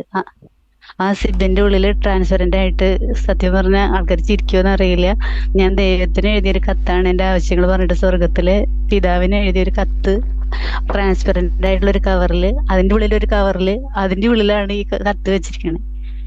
ഏറ്റെടുത്ത പക്ഷേ കർത്താവ് പറഞ്ഞ സതീഷിനെ ദൈവം തൊട്ടിട്ട് ആ കുടുംബത്തിന്റെ അകത്തൊരു അനുഗ്രഹത്തിന്റെ വാതിലാക്കി ദൈവം മാറ്റും കേട്ടോ. ദൈവാത്മാവ് എല്ലാം കാണുന്നുണ്ട്. ആലോചന ഏറ്റെടുത്തു. ദൈവം ആള് മാറിയവരെ പോലെ ആക്കും. ദൈവം അവിടെ ദൈവപ്രവൃത്തികളെ തുറക്കുവാൻ ഇടയായിത്തീരും കേട്ടോ. പിന്നെ ബ്രദർ, രണ്ടു ദിവസം മുൻപ് ഗായത്രീനെ തൊടണമെന്ന് പറഞ്ഞു. ഗായത്രി എന്റെ ചേച്ചിയുടെ മോളാ. അപ്പൊ തെളിവ് പറഞ്ഞത് ഗായത്രിയുടെ കൂടെ ഒരു പൈതലും കൂടി ഉണ്ടെന്ന്. അത് എന്റെ മോളാ. അവര് രണ്ടുപേരും കൂടിയാണ്. ഞങ്ങളുടെ കുടുംബത്തിലാകെ 2 പെൺമക്കളാണ്. ആമേൻ. ഏറ്റെടുത്ത സിസ്റ്റർ, യേശുവിന്റെ നാമത്തിൽ കർത്താവിന്റെ ആലോചന വെളിപ്പെടുമ്പോൾ ഞാൻ എപ്പോഴും പറയണം, നമ്മളാരും പരസ്പരം അറിയാവുന്നവരോ പരിചയമുള്ളവരോ അല്ല. പക്ഷേ കർത്താവ് നമ്മളെല്ലാം ഓരോ കാര്യങ്ങൾ വെളിപ്പെടുത്തുന്നത് നമ്മുടെ വിശ്വാസത്തിൽ ഉറപ്പിക്കാനും നമ്മളെ ദൈവം കാണുന്നുണ്ടെന്നും, നിങ്ങൾ എവിടെ മറിഞ്ഞിരുന്നാലും നമ്മളോർക്കും ദൈവം നമ്മളെ കാണുന്നുണ്ടെന്ന് ദൈവം നമ്മൾക്ക് തെളിയിക്കുന്നതാണ് ഈ പ്രവചന ആലോചനകളും ദൈവപ്രവർത്തികളും. ആമേൻ. കർത്താവ് അനുഗ്രഹിക്കട്ടെ. മറ്റാരെങ്കിലും ഉണ്ടെങ്കിൽ, ഈ ഒരു ആലോചനയുമായിട്ട് ബന്ധപ്പെട്ട് മറ്റാരെങ്കിലും ഉണ്ടെങ്കിൽ വേഗത്തിൽ ഏറ്റെടുത്തു. മറ്റേതെങ്കിലും സാക്ഷ്യങ്ങളോ രോഗസൗഖ്യങ്ങളോ ദൈവപ്രവർത്തികളോ നിങ്ങൾക്ക് ഉണ്ടെങ്കിലും വേഗത്തിൽ പറയാം. ചുരുക്കം വാക്കുകളിൽ പറയുവാൻ മാക്സിമം ശ്രമിക്കണം. പറഞ്ഞു. എന്റെ അനിയത്തിയുടെ മോനാണ് ബിബിന്റെ പറഞ്ഞു അല്ലേ? ബിബിന്റെ പറഞ്ഞു. ഓ യേശുവിന്റെ നാമത്തിൽ ഏറ്റെടുത്തു കേട്ടോ. ബിബിൻ മോനുള്ള ആരെങ്കിലും ഉണ്ടായിരുന്നോ? അതോ ഇതോ ഉള്ളോ? അല്ല, ബിബിന്റെ അമ്മയുടെ കാര്യം ഞാൻ പറഞ്ഞു, ഏറ്റെടുക്കാനോ അങ്ങനെ പറഞ്ഞത്. ബിബിൻ ഓ യേശുവിന്റെ നാമത്തിൽ ഏറ്റെടുത്തു കേട്ടോ. കർത്താവ് എന്നവനെ സ്പർശിക്കുക. ഞാൻ ഈ പറയുന്ന ആലോചനകൾ ശ്രദ്ധിച്ചോണം. നിങ്ങൾ യൂട്യൂബിലാണെങ്കിലും കേട്ടിട്ട് കഴിവതും അവരെ കേൾപ്പിക്കാൻ കഴിയെങ്കിൽ കേൾപ്പിക്കണം. കാര്യം നമ്മൾ പറയുമ്പം ചിലപ്പോൾ നിങ്ങൾ ഞാൻ പറഞ്ഞു നിങ്ങൾ മൈക്ക് മ്യൂട്ട് ചെയ്താട്ടെ. എല്ലാവരും മൈക്ക് മ്യൂട്ട് ചെയ്താട്ടെ.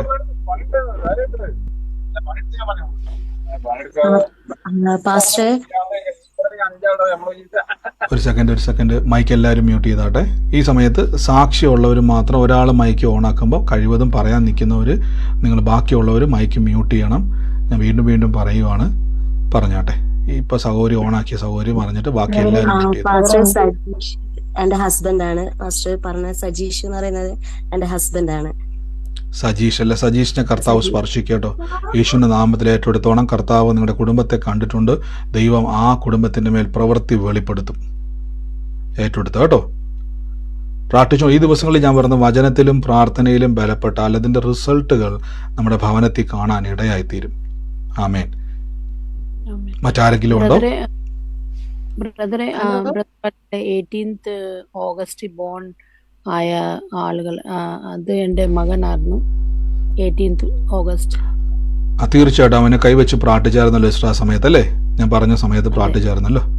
ധൈര്യമായിട്ടിരിക്കുക. അവൻ്റെ മേൽ വലിയൊരു ദൈവപ്രവൃത്തി വെളിപ്പെട്ടിരിക്കുകയാണ്. വലിയൊരു ആരോഗ്യപരമായിട്ട് വലിയൊരു വിടുതൽ അവൻ്റെ മേൽ സംഭവിച്ചിരിക്കുകയാണ്. കർത്താവിനെ തൊട്ടിരിക്കുകയാണ്. അനുഗ്രഹിക്കുന്നു യേശുവിന്റെ നാമത്തിൽ തന്നെ. ആമേൻ.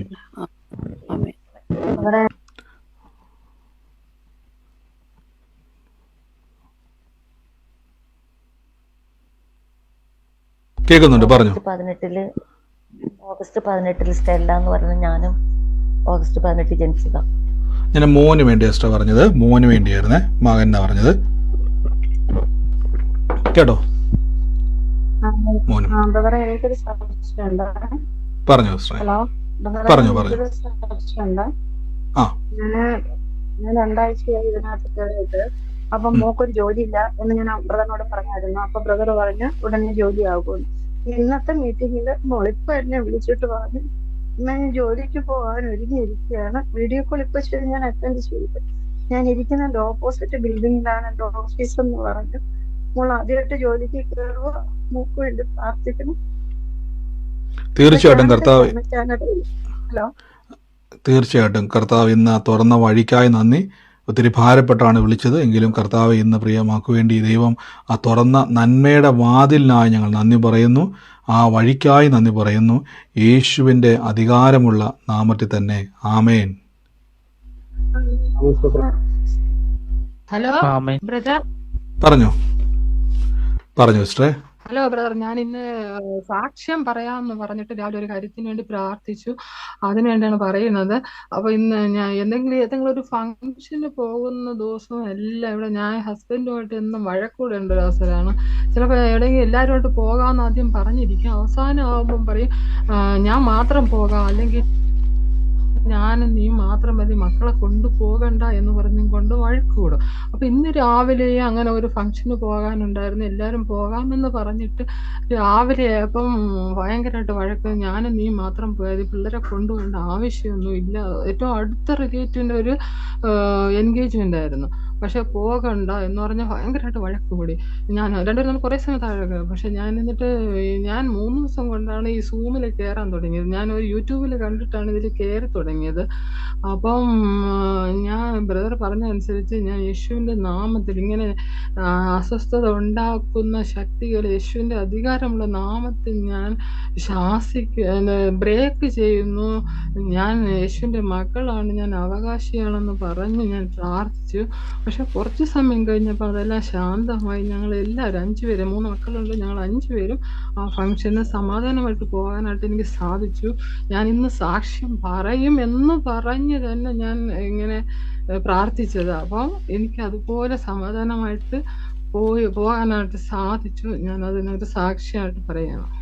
ആമേൻ. നന്ദി കർത്താവ്. വലിയൊരു സാക്ഷ്യം തന്നെയാണ്. പ്രിയ സിസ്റ്റർ പറഞ്ഞ പോലെ സിസ്റ്റർ ആദ്യമായിട്ടാണ് പ്രാർത്ഥനകളിൽ കയറുന്നത്. അപ്പോൾ സിസ്റ്റർ വീടിൻ്റെ അകത്ത് എപ്പോഴും വഴക്കായിരുന്നു. പക്ഷേ എന്ത് ചെയ്തു? യേശുവിൽ ഞാൻ അവകാശിയാണ്, യേശുവിൻ്റെ നാമത്തിൽ ഞാനിതിനെ ബ്രേക്ക് ചെയ്യുന്നു എന്ന തിരിച്ചറിവിൽ പ്രാർത്ഥിച്ചൊപ്പം, ശ്രദ്ധിച്ചോണം, ആ വെറുതെ പ്രാർത്ഥിക്കല്ല, അറിവോൾ പ്രാർത്ഥിച്ചൊപ്പം, അല്ലെ സിസ്റ്ററെ, അറിവിൽ പ്രാർത്ഥിച്ചൊപ്പം അത് ബ്രേക്കായി. കർത്താവ് വലിയൊരു സമാധാനത്തെ അവിടെ കൊടുത്തു. അപ്പൊ നമുക്ക് അറിവാണ് പ്രാർത്ഥനയുടെ ശക്തി. എപ്പോഴും ഓർത്തോണം, നമ്മൾ അറിയണം. കൂടുതൽ അറിഞ്ഞാൽ കൂടുതൽ നമുക്ക് എന്ത് ചെയ്യും? ഇതേപോലെ ദൈവപ്രവർത്തികളെ കാണുവാൻ ഇടയായിത്തീരും. കർത്താവെ കൊടുത്ത ഒരു സാക്ഷ്യത്തിന് നന്ദി. യേശുവിന്റെ നാമത്തിൽ തന്നെ ആമേൻ. മറ്റാരെങ്കിലും ഉണ്ടോ സാക്ഷ്യങ്ങൾക്കായി? ബ്രദറെ, ഞാനുണ്ട്. പറഞ്ഞു. ഞാൻ പറഞ്ഞിരുന്നില്ലേ 2 ദിവസം മുന്നേ ശ്രേയക്ക് മൺഡേയിൽ ജോലിക്ക് ജോയിൻ ചെയ്തു, മോള് ജോയിൻ ചെയ്തു. അപ്പം ഇപ്പൊ 3-4 ദിവസമായിട്ട് ട്രെയിനിങ് പീരീഡ് ആയിരുന്നു.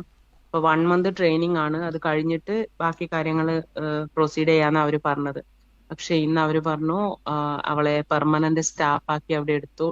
ട്രെയിനിങ് പീരീഡ് കഴിഞ്ഞു, നിന്റെ പെർഫോമൻസ് വെച്ചിട്ട് ട്രെയിനിങ് പീരീഡ് കഴിഞ്ഞു, അതുകൊണ്ട് നാളെ തൊട്ട് പെർമനന്റ് സ്റ്റാഫ് ആണെന്ന് പറഞ്ഞിട്ട് ഇപ്പൊ അവള് ഓഫീസിൽ നിന്ന് ഇറങ്ങിയപ്പോ എന്നെ വിളിച്ചിട്ടുണ്ടായിരുന്നു. അപ്പൊ ദൈവത്തിന് നന്ദി, മഹത്വം. ആമേൻ. നന്ദി കർത്താവ്. വലിയൊരു ഭാരം. തീർച്ചയായും പറഞ്ഞു. ആമേൻ. പറഞ്ഞു സിസ്റ്റർ.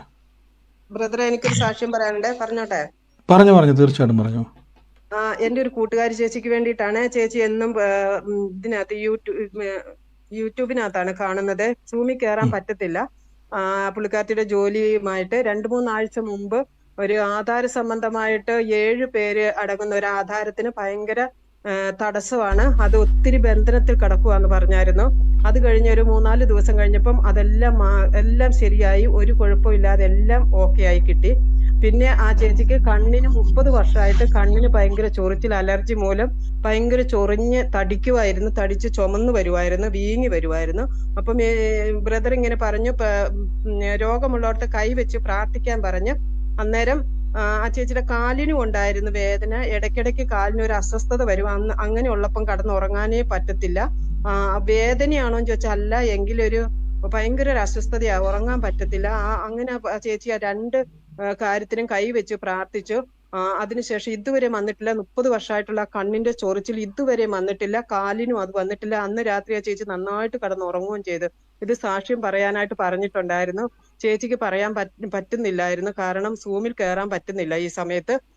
യൂട്യൂബിനകത്ത് എപ്പോഴെങ്കിലും സമയം പോലെ കേൾക്കുക ചെയ്യുന്നത്. അങ്ങനെ കേട്ട് പ്രാർത്ഥിച്ചതാണ്. എന്നിട്ട് ഈ കാര്യങ്ങളെല്ലാം സാധിച്ചു. ദൈവത്തിന് നന്ദി പറയണമെന്ന് പറഞ്ഞിട്ടുണ്ട്. ആമേൻ. എന്താണ് ആ സഹോദരിയുടെ പേര്?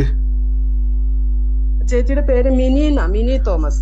Mini Thomas. ഈ മിനി തോമസ് എന്ന് പറഞ്ഞ സഹോദരി യൂട്യൂബിൽ കേട്ട സമയത്താണ് ആധാരവുമായിട്ട് ബന്ധപ്പെട്ട് കുരുക്കഴിയുക അല്ലെ ആലോചന കേട്ടത്. എല്ലാവരും ഒരു ഹാലലി പറഞ്ഞാട്ടെ. ദൈവത്തെ സ്തുതിച്ചാട്ടെ. കാര്യം നിങ്ങൾ ആ ഒരു സാക്ഷ്യം ശ്രദ്ധിച്ചാൽ മതി. ദൈവം എത്രത്തോളം നമ്മളെ കാണുന്ന തെളിവാണ്. സിസ്റ്റർ പറഞ്ഞ പോലെ തന്നെ 7 വ്യക്തികൾ അടങ്ങിയിരിക്കുന്ന ഒരു ആധാരത്തിന്റെ അകത്ത് വലിയൊരു കുരുക്കി കിടക്കുവാണ്. സിസ്റ്റർ പറഞ്ഞ സാക്ഷ്യമാണ്. ആ കുരുക്ക് ദൈവം അഴിക്കുവാന്ന് പറഞ്ഞതിന്റെ പിറ്റേ ആഴ്ചകളിൽ തന്നെ ആ വിഷയം കർത്താവ് പൂർണ്ണമായിട്ടും മാറ്റി. സഹോദരി യൂട്യൂബിലാണ് കേട്ടത്, സൂമിൽ വന്നിട്ടേ ഇല്ലെന്ന് ഓർത്തോണം. രണ്ടാമത് സഹോദരി പറഞ്ഞ് 30 വർഷമായിട്ടുള്ള കണ്ണിന്റെ ബുദ്ധിമുട്ടും കാലിന്റെ ബുദ്ധിമുട്ടും യേശു സൗഖ്യമാക്കിയിരിക്കുന്നു. കാഴ്ചയുമായിട്ട് ചൊറിച്ചിലുമായിട്ട് ബന്ധപ്പെട്ട കണ്ണിന്റെ പ്രോബ്ലത്തെ യേശു സൗഖ്യമാക്കി. ആ കാലുകളുടെ പറഞ്ഞു കേട്ടില്ല, ഉറങ്ങാൻ പോലും ബുദ്ധിമുട്ടായുള്ള അവസ്ഥയിലിരുന്ന രോഗത്തെയും യേശു സൗഖ്യമാക്കി. നിങ്ങളോട് ചോദിച്ചോട്ടെ, ഇതാണ് കർത്താവിൽ ആശ്രയിച്ചുള്ള ഗുണം. ഇതാണ് ദൈവത്തിലും വചനത്തിലും പ്രാർത്ഥനയിലും ശക്തിപ്പെട്ടാനുള്ള ഗുണം. സത്യവചനത്തിൽ ബലപ്പെട്ടാൽ കർത്താവ് നിങ്ങളെ ഇതേപോലെ, ആ സൗരി പ്രാർത്ഥനയ്ക്ക് പോലെ, പക്ഷെ സൗരി യൂട്യൂബിലാണ് കേട്ടത്, ആലോചിച്ച് നോക്കി, അത് ഏറ്റെടുത്തു. ഒരു ബ്രദറും വന്ന് പ്രാർത്ഥിച്ചില്ല, ഒരു ബ്രദറും വന്ന് ഭവനത്തിൽ പ്രാർത്ഥിച്ചില്ല, ഏറ്റെടുത്തപ്പം അത് സംഭവിച്ചു. ഞാൻ പറയുന്നു, നിങ്ങൾ കർത്താവിന്റെ വചനം കേൾക്കുമ്പോൾ, ഈ കൂട്ടായ്മയിൽ ആചരിക്കുമ്പോൾ, നമ്മളിൽ ഇടയിൽ കർത്താവ് പ്രവർത്തിക്കുന്നതിന്റെ തെളിവുകളാണ് ഈ സാക്ഷ്യമൊക്കെ. ഈ സാക്ഷ്യം എല്ലാം കേൾക്കുമ്പോൾ ഞാനതുകൊണ്ട് അവരുടെ ദൈവം നമ്മുടെ ഇടയിൽ പ്രവർത്തിക്കുന്നു. അനേകർക്ക് ഈ പ്രാർത്ഥനയിലേക്ക് നിങ്ങൾ ഇൻവൈറ്റ് ചെയ്യുക. ഇതിപ്പോൾ പറഞ്ഞു കേട്ടില്ല, അനേകരെ കൂട്ടിക്കൊണ്ടുവരും. അവർ തകർന്ന അവസ്ഥകളെ നിങ്ങൾ നിമിത്തം യേശു മാറ്റുമ്പോൾ നിങ്ങളും അനുഗ്രഹിക്കപ്പെടും. കർത്താവ് തൊട്ട സാക്ഷ്യത്തിന് നന്ദി, യേശുവിന്റെ നാമത്തിൽ തന്നെ ആമേൻ. മറ്റാരെങ്കിലും ഉണ്ടോ സാക്ഷ്യം? പറഞ്ഞു. പാസ്റ്റർ, എന്റെ മോനെ ദുബായിലാന്നു, കുടിച്ച് മദ്യപിച്ച് പ്രശ്നമൊന്നുമില്ല, എന്നോട് കെറിച്ചൊക്കെ പറയുമെന്നേ ഉള്ളു. കുറച്ചു നാളായിട്ട് ഇവൻ എനിക്ക് ഫോണൊന്നും വിളിക്കാതിരിക്കുകയായിരുന്നു. വോയിസ് മെസ്സേജ് ഇന്നലെ ഇട്ടേച്ച് പറഞ്ഞു, ഞാൻ സെപ്റ്റംബറില് നാട്ടിൽ വരുക, അമ്മ എന്നോട് വീട്ടിൽ കയറരുതെന്ന് പറഞ്ഞിട്ടുണ്ട്. അതൊക്കെ ഇവൻ കുടിക്കുന്നുണ്ട്. അവന്റെ ഭാര്യ വീട്ടിൽ നിന്നോളാനാ ഞാൻ പറഞ്ഞത്. കാരണം അവിടെ നിന്നാ കുടിക്കത്തില്ല, ഇവിടെ വന്നാ അവന് കുടിക്കണം. അവൻ ഒരു മാനസാന്തരത്തിന് വേണ്ടി പാസ്റ്റർ അവന് വേണ്ടി പ്രാർത്ഥിക്കണം. എനിക്ക് അവനെ ഒരു ദൈവമകനാക്കി കിട്ടിയാൽ മാത്രം മതി. നമുക്ക് ഒരുമിച്ച് എന്താ മകനെ ഒന്ന് ബ്ലെസ് പാട്ടേയും കർത്താവ് പ്രിയ അമ്മ പറഞ്ഞതുപോലെ ഈ ഒരു വാർദ്ധക്യത്തിലും മകന്റെ മാറ്റവും മാനസാന്തരവും കാണാൻ ഞങ്ങൾ പ്രാർത്ഥിക്കുന്നു. മകനെ അനുഗ്രഹിച്ചു പ്രാർത്ഥിക്കുന്നു. അവൻ ആള് മാറി അവൻ യേശുവിന്റെ നാമത്തിൽ സാക്ഷ്യമായിട്ട് മാറട്ടെ. അനുഗ്രഹിക്കുന്നു ക്രിസ്തു യേശുവിന്റെ നാമത്തിൽ തന്നെ. ആമേൻ. ആമേൻ. നിങ്ങൾക്ക് സാക്ഷ്യങ്ങൾ ഉണ്ടെങ്കിൽ വേഗത്തിൽ പറഞ്ഞാട്ടെ. സാക്ഷ്യങ്ങളുള്ളവർ ചുരുക്കം വാക്കുകളിൽ പറഞ്ഞാട്ടെ. പറഞ്ഞു. എനിക്ക് മെയ് 30 തോന്നുന്നു ബ്രദർ പറഞ്ഞു, ഒരു കടലിന്റെ അടുത്തുനിന്ന് ഒരു റൂമെന്ന് ഒരാൾ ജോയിൻ ചെയ്തിട്ടുണ്ട് എന്ന് പറഞ്ഞായിരുന്നു. അത് ഞാൻ അതേറ്റത്തിന് പിന്നെ ഞാൻ എപ്പോഴും ഞാൻ പറഞ്ഞില്ലേ, ഞാനിങ്ങനെ സ്വപ്നം കാണും, കടലെ പറ്റിയെല്ലാം ഇങ്ങനെ സ്വപ്നം കണ്ടുകൊണ്ടിരിക്കുന്ന, എപ്പം ഭയപ്പെട്ടിരിക്കുന്ന. പക്ഷെങ്കിൽ അത് എന്നതിന്റെ ശേഷം എനിക്ക് ഇങ്ങനെ സ്വപ്നം കാണുന്നില്ല, കണ്ടിട്ടില്ല. അതിന് സാക്ഷിയാക്യം പറയാ. ആമേൻ. തീർച്ചയായിട്ടും ദൈവം പറഞ്ഞു. 4 മാസമായി കയറിയിട്ട് തുടക്കത്തില് പിന്നെ ഇതുണ്ടേനു, ആധാരത്തിന്റെ ഒരു ഇതുണ്ടേനും. അതും പറഞ്ഞിട്ടുണ്ട് എല്ലാം ശരിയാണ്ടിട്ട് എല്ലാം അത് വേറെ പോന്നാന്ന് പറഞ്ഞിട്ട് പിന്നെ സ്ഥലം കിട്ടൂല എന്നെല്ലാം പറഞ്ഞതാ. അത് പിന്നെ എല്ലാം കൂടി ചേർന്ന് അത് നികുതി അതിന്റെ അടക്കുവാനും സാധിച്ചു. ആമേൻ. തീർച്ചയായിട്ടും ദൈവം പറഞ്ഞ പോലെ തന്നെ കടലിന്റെ അടുത്ത് ഇരുന്നുകൊണ്ട് വചനം കേൾക്കുന്ന ഒരു വ്യക്തിയെ കർത്താവ് സ്പർശിക്കുന്നു. കടലിൽ സ്വപ്നം കാണുന്ന ഒരു വ്യക്തി. എത്ര പേര് നേരത്തെ ആ വചനം കുറെ നാൾ മുമ്പാണ്? എത്ര പേര്, ഞാൻ ഇപ്പോഴും ആലോചന ഓർക്കുന്നുണ്ട്, എത്ര പേര് ആലോചന ഓർക്കുന്നുണ്ട്? ആ ഒരു പ്രവചനാലോചന ഉണ്ട്. അപ്പൊ കടലിനടുത്ത് താമസിക്കുക മാത്രമല്ല, കടലിൽ സ്വപ്നം കണ്ടിരിക്കുന്ന ഒരു വ്യക്തിയെ കർത്താവ് സ്പർശിക്കുന്നു. ആ ഭയത്തെ ദൈവം മാറ്റുകയാന്ന് പറഞ്ഞൊരു ആലോചന ഉണ്ടായിരുന്നു. എന്നാൽ പ്രിയ ദൈവം പറഞ്ഞതുപോലെ തന്നെ ആ വ്യക്തിയായിരുന്നു. ദൈവം പറഞ്ഞു ആ ഭയം ദൈവം വിട്ടുമാറ്റി, ദൈവം തൊട്ടു. അത് മാത്രമല്ല, ഒരു ആധാര സംബന്ധമായിട്ട് വിഷയം ഉണ്ടായിരുന്നു. കർത്താവ് അതിൻ്റെ മേലും പ്രവർത്തിച്ചു. കർത്താവ് അങ്ങ് തൊട്ടതിനും ആലോചനയ്ക്കും അത്ഭുതത്തിനും നന്ദി പറയുന്നു. യേശുവേ, അങ്ങയുടെ നാമമഹത്വത്തിനായിട്ട് തന്നെ. ആമേൻ. ബ്രദറെ, എനിക്കൊരു സാക്ഷ്യമുണ്ട്. തീർച്ചയായും പറയാം. ബ്രദറെ, ഞാൻ സൗദി വർക്ക് ചെയ്യുന്ന ഞാൻ അറ്റൻഡ് ചെയ്തു. ഒരു സെക്കൻഡ് എല്ലാവരും കൂടെ ഒരുമിച്ച് പറയല്ലേ. ഇപ്പം ആ സൗകര്യം തുടങ്ങിയ സൗകര്യം പറഞ്ഞു, എന്നിട്ട് നമുക്ക് പറയാം. ബ്രദറെ, ഞാൻ സൗദി വർക്ക് ചെയ്യുന്നതാണ്. ബ്രദറിന് ഒരു മെസ്സേജ് ഫാമിലിയായിട്ട് ഒരുമിച്ച് താമസിക്കുന്ന ആഗ്രഹം പറഞ്ഞുകൊണ്ട് കഴിഞ്ഞ വെക്കേഷനിൽ ഫാമിലി ഹസ്ബൻഡും 2 പിള്ളേരും പൊതുവെ 1.5 മാസം താമസിക്കുകയും ചെയ്ത് കർത്താവിന്റെ കൃപയിൽ എനിക്ക് ഒത്തിരി സന്തോഷമുണ്ട്. അത് എന്റെ വലിയൊരു സാക്ഷ്യം തന്നെയാണ് ബ്രദറെ. ആമേൻ. തീർച്ചയായിട്ടും പ്രിയമോൾ ഒരുമിച്ച് പോകാൻ ആഗ്രഹിച്ചൊരു വലിയ ഭാരമുള്ള വിഷയമായിരുന്നു. പക്ഷെ കർത്താവ് ആ വിഷയത്തിന് മേൽ പ്രവർത്തിച്ചതിന് നന്ദി പറയുന്നു. ഇനിയും നടന്നട്ടെ. ആമേൻ. ബ്രദറെ, എന്റെ സാക്ഷ്യം ഞാൻ പറയട്ടെ. പറഞ്ഞു. ഞാൻ ഛത്തീസ്ഗഡിൽ നിന്ന് ജോയിൻ ചെയ്തിരിക്കുന്നത്. എന്റെ ആണെങ്കിൽ ഈ ഒരാഴ്ചക്ക് മുമ്പാണ് ഞാൻ ഈ പ്രെയർ മീറ്റിംഗിൽ അറ്റൻഡ് ചെയ്യാൻ തുടങ്ങിയത്.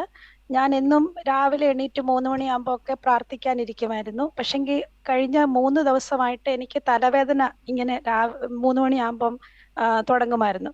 അപ്പൊ ആദ്യത്തെ ദിവസം ഞാൻ മരുന്ന് കഴിച്ചു. പിന്നെ 2ാമത്തെ ദിവസം എനിക്ക് ഓർമ്മ വന്നു, നിങ്ങൾ നിങ്ങളുടെ ഇതിനെ ബ്രേക്ക് ചെയ്ത് പ്രാർത്ഥിക്കുവാണെങ്കിൽ ഇപ്പം തന്നെ അത് പോകും, നിങ്ങൾ മെഡിസിൻ ആയിട്ട് ഈ വചനം എടുക്കണമെന്ന് ബ്രദർ പറഞ്ഞില്ലായിരുന്നു. അതുകൊണ്ട് ഞാൻ ഉടനെ തന്നെ പറഞ്ഞു, കർത്താവിന്റെ അടിപ്പണ്ടുകളാൽ എനിക്ക് സൗഖ്യം വന്നു. എനിക്ക് ഭയങ്കര തലവേദന. ആ തലവേദന വന്ന് കൺട്രോൾ ചെയ്യാൻ പറ്റത്തില്ല. ഒരു 2 നിമിഷം എന്റെ തലവേദന എങ്ങോട്ട് പോയെന്ന് അറിയത്തില്ല. അത് എനിക്ക് തലവേദന മാറി. ആ സാക്ഷ്യത്തെ ഞാൻ ഇവിടെ എല്ലാവർക്കും. ആമേൻ. എത്ര നാളായിട്ട് സിസ്റ്ററെ ബുദ്ധിമുട്ടുണ്ടായിരുന്നു? സിസ്റ്ററെ എത്ര നാളായിട്ടുണ്ടായിരുന്നു? സിസ്റ്ററെ എത്ര നാളായിട്ടുള്ള ബുദ്ധിമുട്ടുണ്ടായിരുന്നു?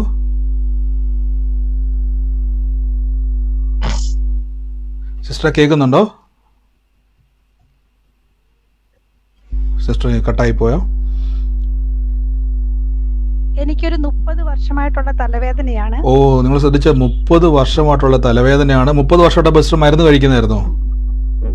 ഞാൻ ഇങ്ങനെ തലവേദന വരുന്ന ഉടനെ തന്നെ മരുന്ന് കഴിക്കുമായിരുന്നു. 30 വർഷമായിട്ടുള്ള തലവേദനയായിരുന്നു സിസ്റ്റർ. ഞാൻ എപ്പോഴും എനിക്ക് ഭയങ്കര സന്തോഷം. കാര്യം വചനത്തിന്റെ തിരിച്ചറിവിലാണ്. നിങ്ങൾ ശ്രദ്ധിച്ചാൽ മതി, വചനം തിരിച്ചറിഞ്ഞ് ആ സൗകര്യം പറഞ്ഞത് 30 വർഷമായിട്ട് തലവേദന വരുമ്പോൾ മെഡിസിൻ കഴിക്കുന്നതായിരുന്നു. ബുദ്ധിമുട്ടുള്ള ഭയങ്കര തലവേദനയാണ് സിസ്റ്റർ വരുന്നത്. ഭയങ്കര ബുദ്ധിമുട്ടായിരുന്നു. വന്നു കഴിഞ്ഞാൽ പിന്നെ മരുന്ന് കഴിക്കണം, പിന്നെ ലൈറ്റ് എല്ലാം ഓഫ് ചെയ്തിട്ട് എനിക്ക് കിടക്കണം, അങ്ങനായിരുന്നു. പിന്നെ അത് ഇടയ്ക്കിടയ്ക്ക് അങ്ങ് മാറും, പക്ഷെ പിന്നെ ഇങ്ങനെ വന്നുകൊണ്ടിരിക്കുമായിരുന്നു. 30 വർഷമായിട്ട് സിസ്റ്റർക്ക് ഈ തലവേദനയായിരുന്നു. 30 വർഷമായിട്ട് നാലിച്ചു നോക്കി, 30 വർഷമായിട്ട് രോഗമായിട്ട് നടക്കുവാണ്. സിസ്റ്റർ യൂട്യൂബിൽ നമ്മുടെ വചനം കേട്ടു. വചനമാകുന്ന മരുന്ന്, നമ്മളിപ്പോൾ മരുന്നുള്ള വാക്ക് യൂസ് ചെയ്യാറില്ല, അതുകൊണ്ട് ഞാൻ പലപ്പോഴും വചനം ഭക്ഷിച്ചു, വചനം പറഞ്ഞു പ്രാർത്ഥിച്ചു. എൻ്റെ യേശു എനിക്ക് വേണ്ടി രോഗം സൗഖ്യമാക്കിയിരിക്കുന്നു, യേശുവിൻ്റെ തിരുമുറി എനിക്ക് സൗഖ്യമുണ്ടെന്നുള്ള വചനം സിസ്റ്റർ എന്ത് ചെയ്ത് മരുന്ന് കഴിച്ചില്ല, പകരം പ്രാർത്ഥിക്കാൻ തുടങ്ങി. 30 വർഷമായിട്ട് മരുന്ന് കഴിച്ച് ലൈറ്റ് ഓഫ് ചെയ്ത് മാറാണ്ട തലവേദന യേശു തൊട്ട് സൗഖ്യമാക്കിയിട്ട് ഇപ്പം എത്ര ദിവസമായി സിസ്റ്ററെ സൗഖ്യം നടന്നിട്ട്? എന്റെ 3-4 ദിവസമായി. അത് ഇപ്പം പിന്നെ വരത്തില്ല തലവേദന. ആമേൻ. കർത്താവിന് സൗഖ്യമാക്കിയതിന് നന്ദി, കർത്താവ് തൊട്ടതിന് നന്ദി. യേശുവെ 30 വർഷമായിട്ട് പ്രിയമകൾ ചുമന്ന രോഗത്തെ യേശു എടുത്തു മാറ്റിയല്ലോ. അങ്ങയുടെ അത്ഭുതത്തിന് നന്ദി, യേശുവിന്റെ നാമത്തിൽ തന്നെ. ആമേൻ.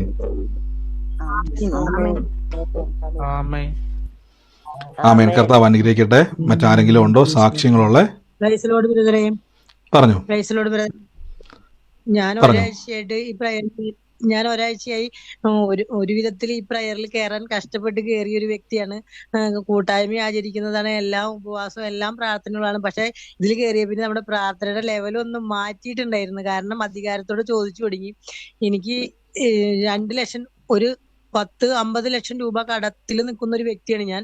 പക്ഷെ എല്ലാവരും പറയും ഇത്രയും കടമുണ്ടെങ്കിൽ എങ്ങനെ ഞാൻ പിടിച്ചു നിൽക്കുന്നു എനിക്ക് അറിയില്ല. ദൈവത്തിൽ സമർപ്പിച്ച് എന്നെ ജീവിക്കാനാണ്. ഞാൻ ഒരാൾക്ക് 3-ാം തീയതി 2 ലക്ഷം രൂപ കൊടുക്കാൻ വാക്ക് പറഞ്ഞിരുന്നു. അത് 2-ാം തീയതി കിട്ടുന്നുള്ള ഉറപ്പിലാണ് പറഞ്ഞത്. 3-ാം തീയതി ഞാൻ ചെന്ന് കഴിഞ്ഞപ്പോ അത് 1 മാസം തെറ്റിയാണ് അവർ എഴുതി തന്നത്. അടുത്ത മാസം ആവുന്നു. എനിക്ക് ഒരു രക്ഷയില്ല, ഇവിടുന്ന് പോകാൻ പറ്റില്ല എന്ന് അവര് പറഞ്ഞു ഒന്നും ചെയ്യാൻ പറ്റില്ല. ഞാൻ അവിടെ നിന്ന് പ്രാർത്ഥിച്ചു പോന്നു. കർത്താവേ എനിക്ക് ആ 2 ലക്ഷം രൂപ കൊടുക്കാൻ. അപ്പൊ 3-ാം തീയതി പറഞ്ഞ ആളെ 7-ാം തീയതിക്ക് ഡേറ്റ് ആക്കി. എനിക്കത് എന്റെ കൈകളിൽ എത്തിയേ പറ്റൂ. ഞാൻ മകളാണെങ്കിൽ എനിക്കത് ലഭിച്ചേ പറ്റൂ. ഞാൻ എങ്ങും കൈ നീട്ടാൻ നടക്കില്ല. എനിക്കത് കിട്ടണേന്ന് തന്നേ മതിയാവുള്ളൂ. ഞാനും കുടുംബം ചേട്ടനും പ്രാർത്ഥിച്ചുകൊണ്ടിരുന്ന് നാളെയാണ് ഞാൻ കൊടുക്കേണ്ടതെങ്കിൽ ഇന്ന് 2 ലക്ഷം രൂപ രാവിലെ ഞാൻ ആർക്കാണോ കൊടുക്കേണ്ടത് അവര് തന്നെ ഹെൽപ്പ് ചെയ്ത് എനിക്ക് 2 ലക്ഷം രൂപ എന്റെ കയ്യിലെത്തി. അത് കഴിഞ്ഞ് ഞാൻ ഒരു 10-50 പവൻ സ്വർണം പണയം വെച്ചിട്ടുണ്ട്. അതിൽ 3 വള വേറൊരു കുട്ടിയിൽ ഈ മാസം കൊടുക്കേണ്ടതാണ്. ഞാനത് പുതുക്കി വെച്ച് നോക്കാന്ന് പറഞ്ഞു പോയി. ഞാനത് പുതുക്കി വെക്കാനായിട്ട് തട്ടാൻ നോക്കിക്കൊണ്ടിരിക്കുമ്പോ അവരെന്നോട് പറഞ്ഞു 70,000 രൂപ വരെ കുറവുണ്ടെന്ന് പറഞ്ഞു. അപ്പൊ എന്നെ അറിയാവുന്നതും എന്റെ സ്വർണ്ണമൊക്കെ ഉള്ള കാര്യങ്ങളും അത്രയോ ലെവലുള്ള വ്യക്തിയായിരുന്നു ഞാൻ. ഇവര് ചോദിച്ചതിനോട് എന്തെങ്കിലും തരാൻ പറ്റും, എന്റെ ഒന്നുമില്ല എന്ന് പറഞ്ഞു. ആകെ എന്ത് തരും, 70 രൂപ എന്റെ 30 രൂപ തരാന്ന് പറഞ്ഞപ്പോ ആളീ വെച്ച സ്വർണങ്ങളൊക്കെ. അപ്പൊ ഞാൻ പ്രാർത്ഥിച്ചിരുന്നു, കർത്താവേ എന്റെ പരിശുദ്ധാത്മാവേ ഇത് നോക്കുന്നത് പരിശുദ്ധാത്മാവായിരിക്കണം, ഞാനോ ഈ നോക്കുന്നത് തട്ടാനോ അല്ല, പരിശുദ്ധാത്മാവ് ചെയ്യണം. ഏശയ്യ 45-ന്റെ 2-ഉം 3-ഉം ഏശയ്യ 22-ന്റെ 22 ഞാൻ ഇങ്ങനെ പ്രാർത്ഥിച്ചുകൊണ്ടിരിക്കണ്ടായിരുന്നു. ഈ വെച്ച തട്ടാൻ ഇതെല്ലാം മാറ്റി വെച്ചിട്ട് എന്റെ അടുത്ത് പറയണ്, കുഴപ്പമില്ല, എത്ര രൂപ ഉണ്ടെന്നാ പറഞ്ഞേ, 30 രൂപ, അതിന് 20 രൂപ അടച്ചോട്ടാ, 50 രൂപ ഈ വീണ്ടും ഈ ഗോൾഡിന് എങ്ങനെ കിട്ടിയെന്ന് എനിക്കറിയില്ല. ഞാൻ ചോദിച്ചു ചേട്ടാ നമ്മുടെ ദൈവം ചെയ്യുന്ന ഒരു പ്രവൃത്തി കണ്ടോ, എങ്ങനെയാ നമ്മുടെ ദൈവത്തിന് നന്ദി പറയാ. കർത്താവിന് സ്തോത്രം, യേശുവിന്റെ നാമം മഹത്വപ്പെടട്ടെ. ഈ പ്രാർത്ഥനയിൽ കയറിയിട്ട് എനിക്ക് എന്നും പ്രാർത്ഥിക്കുന്ന ഒരു വ്യക്തിയാണെങ്കിലും എനിക്ക് ആ അവകാശത്തോടെ ചോദിച്ച് പ്രാർത്ഥിക്കാനുള്ള അതെനിക്ക് കിട്ടിയത് ഇവിടെ നിന്നാണ്. കർത്താവിന് എല്ലാ മഹത്വവും, കർത്താവേ സ്തോത്രം. ആമേൻ. തീർച്ചയായിട്ടും പ്രിയ സിസ്റ്റർ പറഞ്ഞ പോലെ തന്നെ നമ്മൾ വചനം കേൾക്കുന്നുണ്ടെങ്കിലും പലപ്പോഴും ഞാൻ പറഞ്ഞിട്ടുണ്ട്, വചന വ്യാഖ്യാനം പരിശുദ്ധാത്മാവിൽ എന്താണോ എഴുതി വെച്ചിരിക്കുന്നത്, ബൈബിൾ ഒരു പസില് പോലെയാണ്, ചെതറിക്കിടക്കുക. അത് നമുക്ക് മാനുഷിക ബുദ്ധിയെ വായിച്ചാൽ നമുക്ക് മനസ്സിലാകത്തില്ല. പക്ഷെ പരിശുദ്ധാത്മാവ് നമുക്ക് തരുന്ന വ്യാഖ്യാനം, പ്രിയ സിസ്റ്റർ പറഞ്ഞ പോലെ തന്നെ കുറേ നാൾ സിസ്റ്റർ പ്രാർത്ഥിക്കുന്നുണ്ട്, പക്ഷേ തിരിച്ചറിഞ്ഞു ഞാൻ അവകാശിയാണ് എന്ന് തിരിച്ചറിഞ്ഞു. ഞാൻ ദൈവത്തിൻ്റെ മകളാണ്. ആ ബോധത്തിലും ബോധ്യത്തിലും ഞാൻ പറഞ്ഞല്ലോ, വചന തിരിച്ചറിവിൽ പ്രാർത്ഥിക്കുമ്പം നമുക്ക് മിറക്കിൾസ് ഉണ്ടാവും. അതുകൊണ്ടാണ് കുറേ നാളായിട്ട് നമ്മൾ പഠിപ്പിക്കുന്ന ഒരു ബൈബിൾ സ്റ്റഡി ഉണ്ട്, എങ്ങനെ പ്രാർത്ഥിക്കണം, എങ്ങനെ വചനം പറയണം, എന്താണ് ഒരു വലിയൊരു സീരീസ് പോലെ നമ്മൾ പഠിപ്പിച്ചൊരു സംഭവമാണ്. കുറേ നാളുകളായിട്ട് എനിക്ക് തോന്നുന്നു അതിൻ്റെ റിസൾട്ടുകളാണ് കർത്താവ് കാണിക്കുന്നത്. സാക്ഷ്യം പ്രിയസ്റ്റ് പറഞ്ഞ പോലെ തന്നെ അവകാശം തിരിച്ചറിഞ്ഞ് പ്രാർത്ഥിച്ചപ്പോൾ കർത്താവിൻ്റെ പ്രവൃത്തി കൊണ്ട്. God bless you. കർത്താവ് അനുഗ്രഹിക്കട്ടെ. യേശുവിൻ്റെ നാമത്തിൽ തന്നെ ആമേൻ.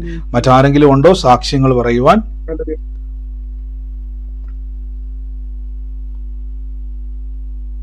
മറ്റാരെങ്കിലും ഉണ്ടോ?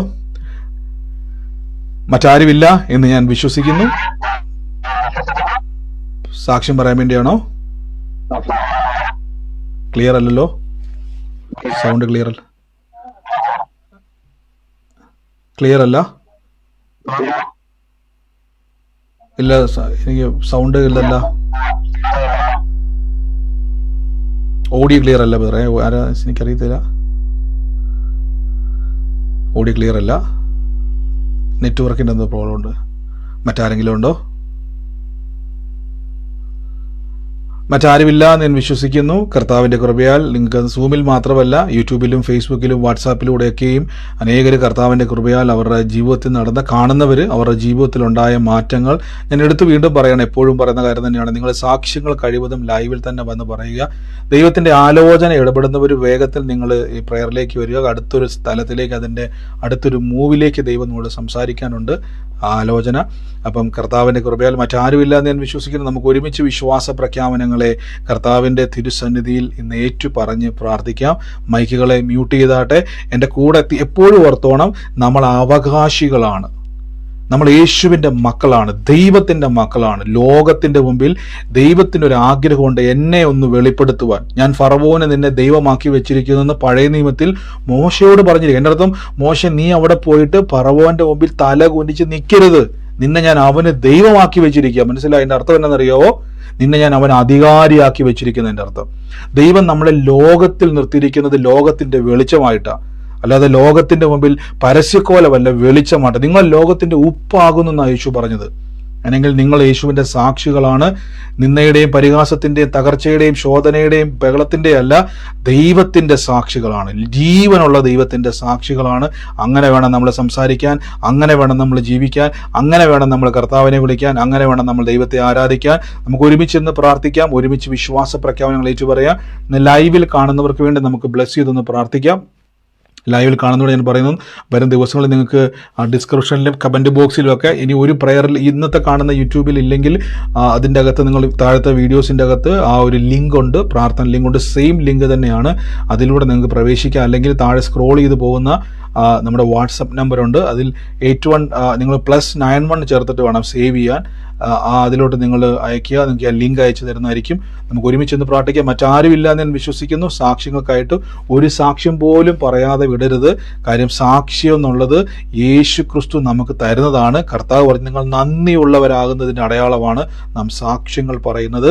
അതുകൊണ്ട് കർത്താവ് യേശുവിൻ്റെ നാമത്തിൽ ഒരു സനലിനെ ദൈവം തൊടുകയാണ്. യേശുവിൻ്റെ നാമത്തിൽ അനുഗ്രഹിക്കുന്നു, അവൻ്റെ ഭാവിയെ തൊടുന്നു. യേശുവിൻ്റെ നാമത്തിൽ നിരാശ ചുറ്റി നിൽക്കുന്ന ഒരു പാമ്പ് പോലെ നിരാശ ചുറ്റി വരിഞ്ഞ് മുറുകി നിൽക്കുന്ന അവസ്ഥയിൽ നിന്നും അതിനെ വെട്ടി മുറിച്ചു മാറ്റുന്നു. യേശുവിൻ്റെ നാമത്തിൽ ഭാവിയുടെ വാതിൽ തുറന്നു വരട്ടെ. അനുഗ്രഹിച്ചു പ്രാർത്ഥിക്കുന്ന ലൈവിൽ കാണുന്ന രോഗത്താൽ ഭാരപ്പെടുന്ന കേട്ട സാക്ഷികൾ കേട്ടല്ലോ. കൈവച്ച് ഒരാളും വന്ന് കൈവെക്കാൻ കാത്തിരിക്കണം. നിങ്ങളൊന്ന് കൈവച്ചിട്ട് പറ, ഈ രോഗം ഞാൻ ചുമക്കാൻ വിളിക്കപ്പെട്ട, ഞാൻ യേശുവിനെ ചുമക്കാൻ വിളിക്കപ്പെട്ടവനാ, ഞാൻ യേശുവിനെ ചുമക്കാൻ വിളിക്കപ്പെട്ടവനാ. ഞാൻ പരിശുദ്ധാത്മാവിൻ്റെ മന്ദിരമാണ് എൻ്റെ ശരീരം, ദൈവത്തിൻ്റെ വാസസ്ഥലമാണ് എൻ്റെ ശരീരം. രോഗം ദൈവം തരുന്നതല്ല, ദാരിദ്ര്യം ദൈവം തരുന്നതല്ല, പ്രതിസന്ധികൾ ദൈവം തരുന്നതല്ല. ബൈബിൾ വ്യക്തമായിട്ട് പറഞ്ഞു, ഉയർച്ച തന്നെ പ്രാപിക്കൂ, നീ താഴ്ച പ്രാപിക്കത്തില്ല. നീ വാലല്ല തലയത്രേ. യഹോവ നിന്റെ കളപ്പുരകളെയും നീ തൊടുന്ന എല്ലായിടത്തും അനുഗ്രഹത്തെ കൽപ്പിച്ചിരിക്കുന്നു. നന്മയും കരുണയും നിന്റെ ആയുഷ്കാലമൊക്കെ നിന്റെ പിന്തുടരും. നിന്റെ അധ്വാനം നീ തന്നെ ഭക്ഷിക്കും. എൻ്റെ ഭാര്യ എൻ്റെ കുടുംബത്തിൽ ഫലപ്രദമായ മുന്തിരിവള്ളിയും എൻ്റെ മക്കൾ എൻ്റെ മേശയ്ക്ക് ചുറ്റും ഒലിവ് തൈ പോലെ ആയിത്തീരും. യഹോവ എൻ്റെ ഇടയനാകുന്നു, എനിക്കൊന്നിനും മുട്ടുണ്ടാകത്തില്ല. ഒരു സൈന്യം എൻ്റെ മേൽ പാളയം ഇറങ്ങിയാലും ഞാൻ ഭയപ്പെടത്തില്ല, ഒരനർത്ഥവും എനിക്ക് വരത്തില്ല. യേശുവെ, ഞങ്ങൾ അനുഗ്രഹിച്ചു പ്രാർത്ഥിക്കുന്നപ്പ ദുരന്തങ്ങൾ യേശുവിൻ്റെ നാമത്തിൽ വിട്ടുമാറട്ടെ. കുടുംബത്തിൻ്റെ അകത്തുള്ള അസമാധാനക്കെടുകൾ വിട്ടുമാറട്ടെ. ഇന്ന് ഈ വചനം കേൾക്കുന്ന ഏത് ലോകത്തിൻ്റെ ഏത് കോണിലായിക്കോട്ടെ, ഈ ലോകത്തിൻ്റെ ഏത് കോണിലായിക്കോട്ടെ, ദൈവശക്തി അവരുടെ മേൽ പതിയട്ടെ, ദൈവശക്തി പതിയട്ടെ, അത്ഭുതം പതിയട്ടെ, തകർച്ചകൾ മാറട്ടെ, രോഗശക്തികൾ മാറട്ടെ, അത്ഭുത വിടുതലുകൾ സൗഖ്യങ്ങൾ നടക്കട്ടെ. കാഴ്ചയിൽ മങ്ങി നിൽക്കുന്ന ഒരു കൈയോടെ വെച്ച് കാഴ്ച വർദ്ധിക്കാൻ പോവുക. എൻ്റെ കൂടെ നിങ്ങളൊന്ന് പ്രാർത്ഥിച്ച് കണ്ണാടി വെക്കാതെ തന്നെ ഞാൻ കാണും. യേശുവിൻ്റെ നാമത്തിൽ ഞാൻ വേച്ചല്ല ബലത്തോടെ നടക്കും. ഞാൻ കാലൂന്നി നടക്കും. ഞാൻ തുള്ളിച്ചാടി ദൈവത്തെ ആരാധിക്കും. എൻ്റെ കൈകൾക്ക് ഞാൻ കൈ അടിച്ച് ഞാൻ ദൈവത്തെ സ്തുതിക്കും. ഞാൻ നടന്ന് ഓടി തുള്ളി ദൈവത്തെ സ്തുതിക്കും. യേശുവിൻ്റെ നാമത്തിൽ സ്വന്തം ശരീരത്തിൻ്റെ അകത്ത് തന്നെ ഒന്ന് കൈവച്ച് നിങ്ങളുടെ ശരീരത്തോട് പറ. ഒരു അത്ഭുതം കാണുമ്പോൾ സ്വന്തം ശരീരത്തിലൊന്ന് നിങ്ങൾ ഉപയോഗിച്ചേ. എൻ്റെ യേശുവിൻ്റെ നാമത്തിൽ കർത്താവെ, ഞങ്ങൾ അനുഗ്രഹിച്ചു പ്രാർത്ഥിക്കുന്നു. വഴി തുറക്കട്ടെ, വഴി തുറക്കട്ടെ, വഴി തുറക്കട്ടെ. റിലീസ് ചെയ്ത് പ്രാർത്ഥിക്കുന്നപ്പ അങ്ങ് തൊടുന്നതിന് നന്ദി, അത്ഭുതം ചെയ്തതിന് നന്ദി. യേശുവിൻ്റെ നാമത്തിൽ തന്നെ ആമേൻ. കർത്താവ് അനുഗ്രഹിക്കട്ടെ. നമുക്ക് ഒരുമിച്ച് പ്രഖ്യാപനങ്ങൾ ഏറ്റുപറയാം. ഞാനിപ്പോൾ ലൈവ് ക്ലോസ് ചെയ്യുകയാണ്. യേശുവിൻ്റെ നാമത്തിൽ ദൈവം നിങ്ങളെ സമൃദ്ധ